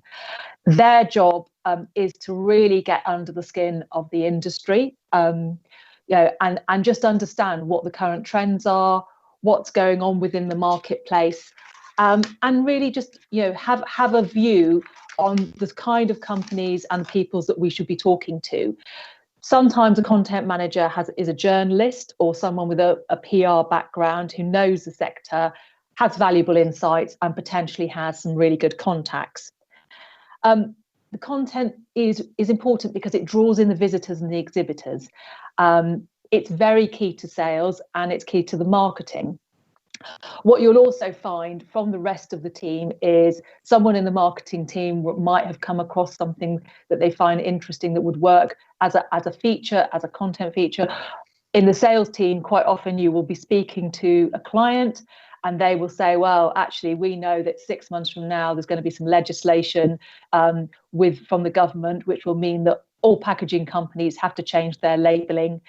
Therefore, that's something that everyone is talking about at the moment. So again, that's fed back to the content manager. But the quality of the content determines who will come to your trade show, and is really, really crucial. Next slide, please. Again, I'm just outlining some of the other internal stakeholders that we would have. Business intelligence, this is something which has only existed in the last few years. And it really is, again, sort of moving on from the fact that exhibition companies and live events, we are essentially data companies. And this means that they are, we have now some organisations, and the one I was working for, but it's happening across the industry, have employed dedicated people to work in business intelligence. Their role is to basically do things like data scrape from sort of different sources to provide potential leads, etc. They also run data capture on site. You've probably seen that you've been to events and you've been scanned. In the past, people used to often just use business cards and write notes. These days, everybody is encouraged to use a scanner, and generally speaking, those scanners are linked to the event organisers, so we can track how many leads that they've got from over the sort of the time period that they're at the trade show, and it's very helpful. It just means that you're getting a really good view as to the footfall and where people have actually sort of which exhibitors have done well at the event. Finance team, again, they work across all the different events that will be run out of the event organisers. They've got to pay the money, they've got to collect the money, sorry, I was to say, from the exhibitors and pay the invoice. And they're also quite important in terms of challenging. So if the sales team are saying, well, we feel we're going to sort of hit this target, and they can, the finance team will very carefully scrutinise and actually question, well, how are you going to hit that target? What's going to happen with it? So they are pretty important and can be quite quite determined to make sure they get the answers they want. External partners. For every event will have some external partners that they have that they work with, and these tend to range from industry associations. It could, again, it could be a government body like the DIT. It could be trade magazines quite often, or websites, or any organisation that's promoting the event to their members. And they also, again, will feed into the content side, and sort of, and help sort of, shape the direction of the event. Next slide, please. So once you have all your internal partners in place, this is just a rough outline as to how you would work for the event. So again, 12 months out, you will have all the teams in place. As I've already mentioned, you have an event plan that is created at the start of that time frame. But that event plan is something which is a moving feast, and you will adapt it and change it across the whole of the 12 months. When it gets to about 9 to 4 months out, we'll have fortnightly meetings with all the different teams and the different stakeholders. What's going on with the targets? What's going on with the concepts? What's going on with the content? Again, the content manager, they might have secured a really good headline speaker. That would be something that would be the marketing team to need to know about. The operations team might have found that actually a concept that we had at 12 months out just isn't going to work, but they will have come with another suggestion and proposal as to what will work and how they can actually make that work for us. When you get to about 4 months onwards, within events, we're then now at that point doing the weekly catch-ups, looking at the sales numbers, looking at the marketing, looking at the content, looking at the operations and finance. Yes, again, they're asking the awkward questions. Are we getting paid? Do we have budgets? How are the budgets going? And do we need to look at those and sort of be mindful of where we maybe need to make some cost savings? Next slide, please. So again, you get to the sort of pre-event, and it all gets quite exciting, really, because the operations team go on site. They sort of usually what's happening in the events I work on is we're usually phoning them, asking them sort of questions that have come from our exhibitors, sort of last minute questions about things being delivered and all the rest of it. And but they go on site and they're waiting for the sort of they've got the floor plan in hand. As you can see, an example of the floor plan at the bottom there. So they're building the features, and then we have exhibitors coming on who are actually building the space only stands, and then the event manager and the marketing manager will be on site. 1 to 2 days out from the event, you will have all the teams on site, and generally what happens is you will have people you will float in from other trade shows and other parts of the business to help out. It's really important to provide extremely good customer service. That's something that actually I think can make the difference to a lot of exhibitors' experience, and they will remember simple little things. If somebody's having if they're on their own and they're trying to build a stand and you just want to go and grab them a coffee, that can be remembered, and it can make their experience better. And you are there to support and actually help and make sure your exhibitors have the best event possible. Next slide, please. So really, what are you working towards? You're working towards getting excellent visitor numbers, and you want the right type of visitors. It's okay to say, and I've seen it happen across many sectors, where they say we have 10,000 visitors. Well, if 7,000 of those visitors don't work in your sector and are not interested in purchasing your products, that's really, quite frankly, not good enough. You want the right quality of people, and that is down to the marketing, that is down to business intelligence having targeted the right people. And you also want to make sure that the exhibitors you've got are right for the event and the proposition. So as I mentioned earlier, the Independent Hotel Show, they put a cap on how many different types of companies they would have, just because they didn't want to have 10 companies doing the same thing, because the visitor experience wouldn't be good. They want to have a quality experience and know that there are so many, there are the right types of companies that they're seeing. Exhibitions also provide networking opportunities. And this can be during the actual event itself. It can be, quite often you will have little drinks events. Exhibitors will organise their own little sort of networking events, but it's great. And again, as I mentioned before, you could meet companies that could help you with your business, alongside obviously building your own sort of sales leads. Quality content. You want to have good content. You want to make sure that the stage areas are busy, that you get people coming along and they're engaged and they're interested, and it becomes something in their diary, an event they want to come to, and they make an effort to attend every year. And that, hopefully, with getting all those three things right, will lead to satisfied exhibitors. Ultimately, as an event organizer for business-to-business events, you want to hit your sales targets. You have pre-event sales targets before you go on the show. And then what we always tend to do is we do an on-site rebook. And the on-site rebook is quite crucial. What you're, again, is hoping that you've actually sort of fulfilled those previous 4 criteria, and the exhibitors are really happy and they're going, yeah, sign me up for next year. I want to come along. I want to be here. So that's really the ultimate aim, and obviously make money for your business. Next slide, please.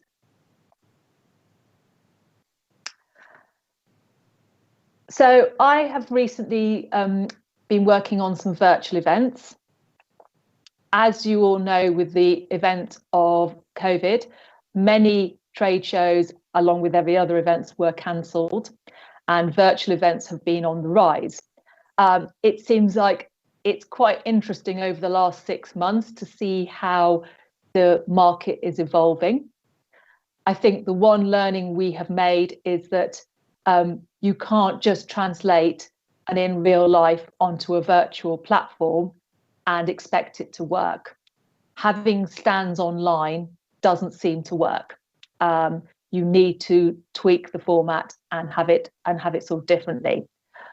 The content is crucial, because what you want, even if someone is not having to travel to a venue or travel to a trade show, they are still having to spend time hanging out at your event. And so you want them to be able to come along and actually see content that is interesting and engaging. And what this also means is that you're able to, again, say to your potential sponsors, exhibitors, that you're getting a good level of visitor attendance. Again, one thing that seems to be coming out is the type of technology that's being used. There are various different platforms. I would say that I saw one last week, which was one whereby individuals were encouraged to create their own avatar. It was like being into Grand Theft Auto, and they all came along and they walked around a venue and they could talk to people, and it looked great. But in terms of the amount of time it took to get people to buy into this and participate, it was very manpower heavy. It was being run by a tech company, which is why they had opted for this particular option. Most of the events that I have seen that are working at the moment, and the one that I'm particularly working on, which is taking place in December, are about individuals being very targeted. So you target the visitors to attend the virtual event, and then obviously, because they have given permission for you to share their data, you can share their data with what you call the sponsors of those particular events. So again, this comes back to having good content and good sessions, so that you can obviously sort of share those data, and the sponsors that are taking part can get that information. So we will wait and see what happens with virtual events. I think they are definitely here to stay. But the noise at the moment from the business to business event sector is that a lot of them are hoping that by next September or autumn onwards, we can get back to face-to-face exhibitions. In the meantime, many of them are running virtual events to keep their brand aware. Some of them are sort of making a bit of money on it. Some of them are kind of just doing it more as a branding exercise. It just really depends on where they're at. But yeah, I think virtual events are definitely here to stay, but probably alongside real life events.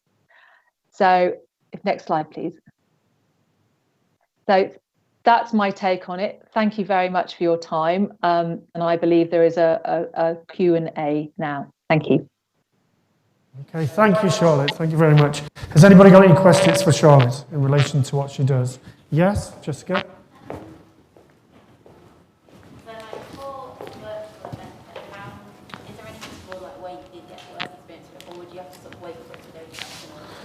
So your question is with virtual events happening, will there be opportunities to work alongside people to get some experience in retrospect of that? Because obviously they won't potentially come back till autumn.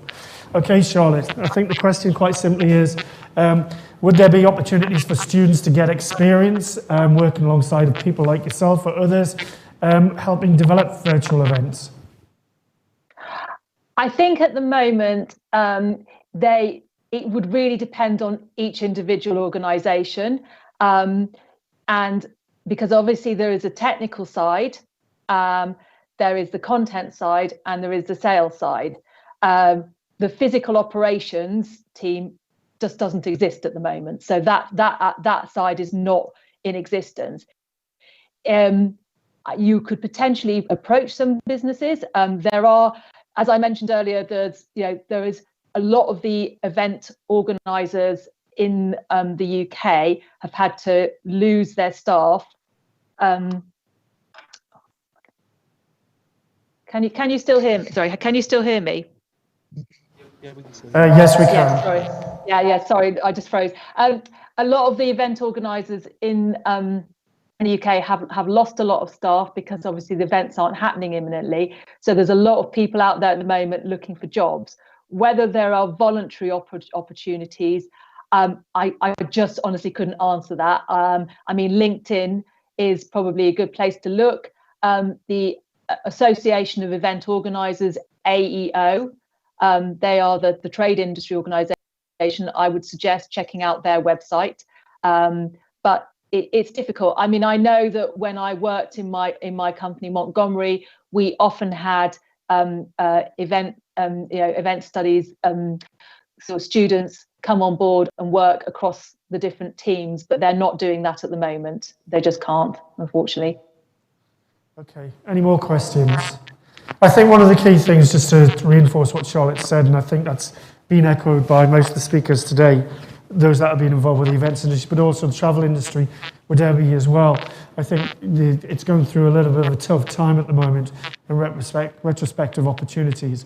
But obviously trying to use your initiative to go on the likes of LinkedIn and there's other places and the event sites or tourism sites to see if there's other opportunities.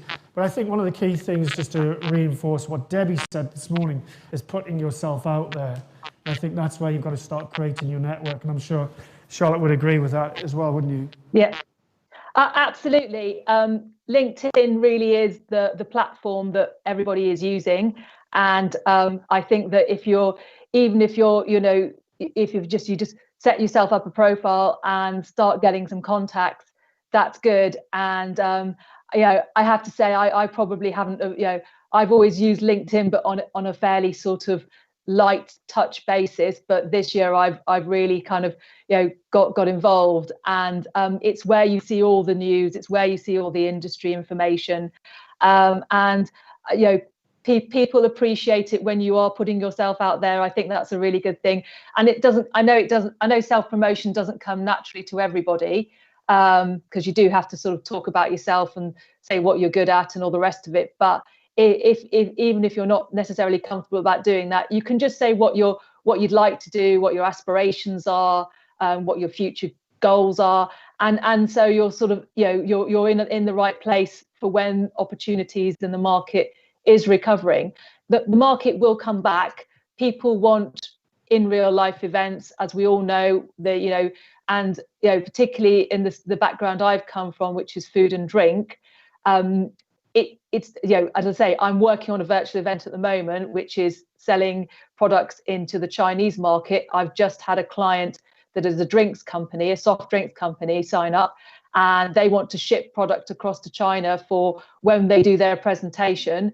The people that are actually part of the presentation try the products as they're talking about it. That's great. In the past, they would have been in front of them in a venue in Shanghai. hopefully we will be there next year in a venue in Shanghai, and hopefully in the UK.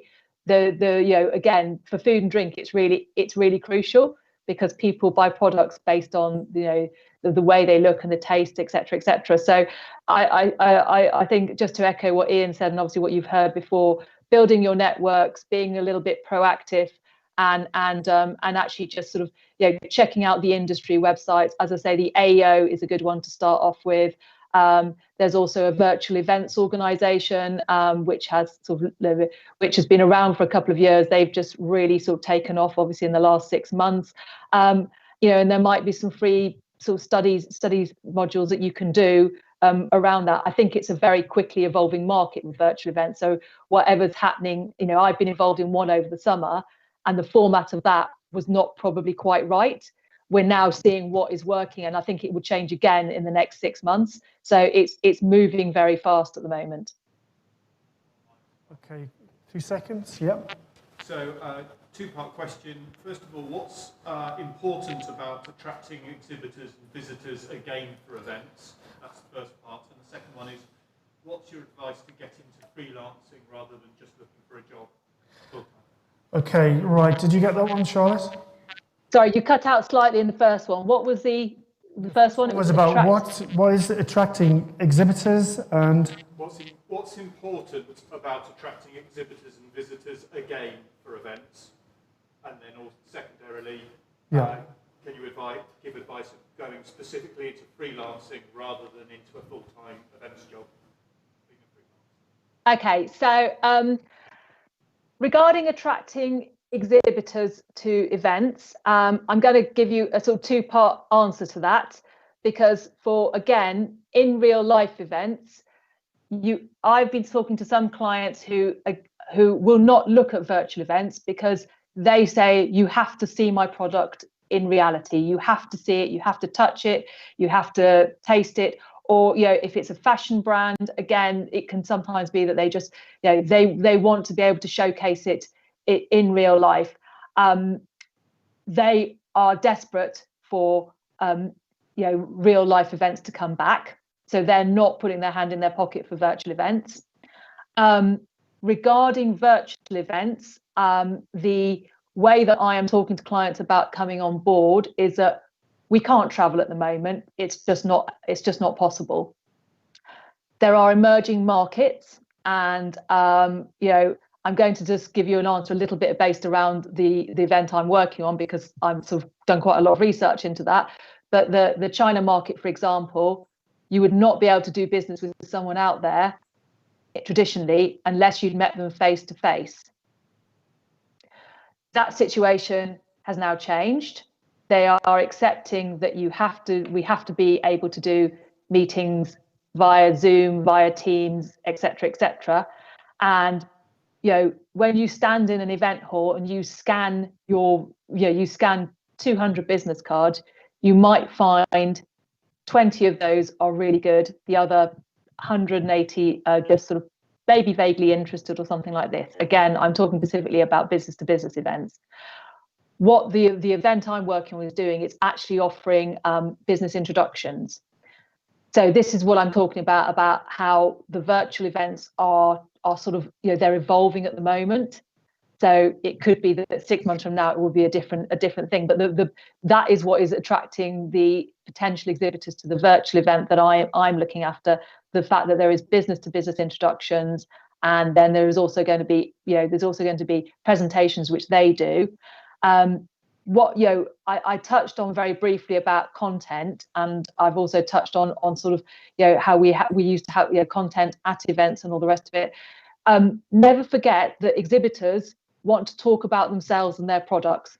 That is if you can offer an exhibitor a platform, be this at a trade show or be this at a virtual event, generally speaking, this is something that they are very happy to take you up on, because everybody likes to talk about their business, everybody likes to talk about themselves and why their product is better than the next person's product.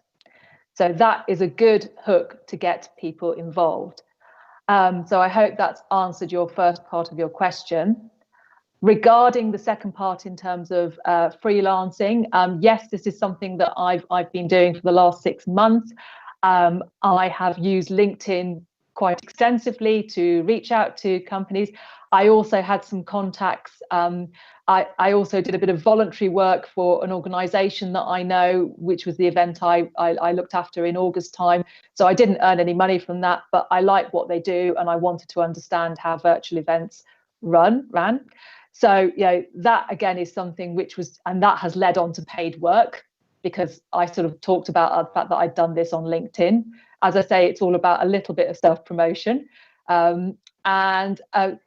Again, networking with people that you used to maybe work with, that you have as clients. There are quite a lot of opportunities. It's just they're not always advertised. Generally speaking, they're not, because particularly for freelance, the advantage to a company to employing a freelance person is there's usually a day rate. They don't have to cover sort of their national insurance or holidays or that kind of thing. So in terms of if it's just for a particular project, you're a better value asset to them, and you can be a lot more flexible, which obviously gives them means that they can budget for so many hours or so many days time. Certainly in the events world, a lot of people work in sort of on freelance basis. I know that sort of on the operations side, on marketing side, on technical side, this is very, very common. It's less common on sales, but it tends to be more project-led or project-based. So again, I hope that answers your question. But as I say, I think LinkedIn is probably your starting point. Okay, thank you, Charlotte. Is there any more questions in the room? No. Okay, I'd like to take this opportunity and thank you for sharing your experience today and delivering trade events and business to business, and obviously answering some of the questions at the end. So thank you very much. On behalf of the students, I'm sure they would like to thank you for sharing that experience today as well. Thank you. Thank you. Okay, folks, you got any questions? Yes, Jessica? Sorry, Charlotte, I was just talking to you then. My microphone was muted. Right. Just to say you are all clear and off. Okay, right. I sort of chatted about this a little while ago, because obviously it's quite difficult right now. You might have some part-time. Think about what we're talking about, transferable skills, and something you might be doing now. Obviously, you've got to try and get some experience, but right now it's proving quite difficult. So you've got to reflect back to some of your work experiences before, where it'll be linked directly to what your pathway that you've chosen as well, and anything part-time that you might be doing at the moment. And that's really how we can only box clever at the moment, because obviously due to the current situation. Does that answer the question for you? Okay, you sure? Okay, great. Claire? Yeah, that's all right. Okay, sorry. Okay, so I think the most important thing now, folks, is to thank you for coming today. I mean, I appreciate it's been difficult. You've come onto site and obviously you've not been shown around, but obviously you've gotten a snapshot of the campus very briefly. Obviously, we've tried to put together as many speakers today as possible for you. There will be more a little bit later on. Yet again, Claire highlighted some of the things that we hope you take away from here today and have learned from the speakers that we have. And obviously there's a crossover in a number of them of what they've shared with you today. But I think the most important thing from my point of view now is thanking the various people who have helped make this today possible. Obviously, James, he's not here. He's not too well. So obviously, I'd like to thank James for sort of helping me organise this. That's the most important thing.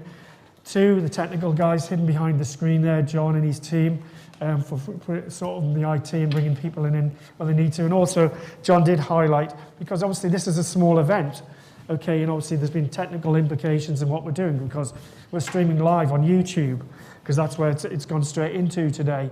And obviously some of your classmates that aren't here today have been watching it by that platform. So John said, if you want to have a look to see what's been going on, please do.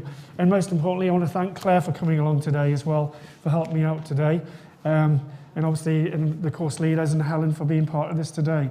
So thank you very much, guys. Thank you.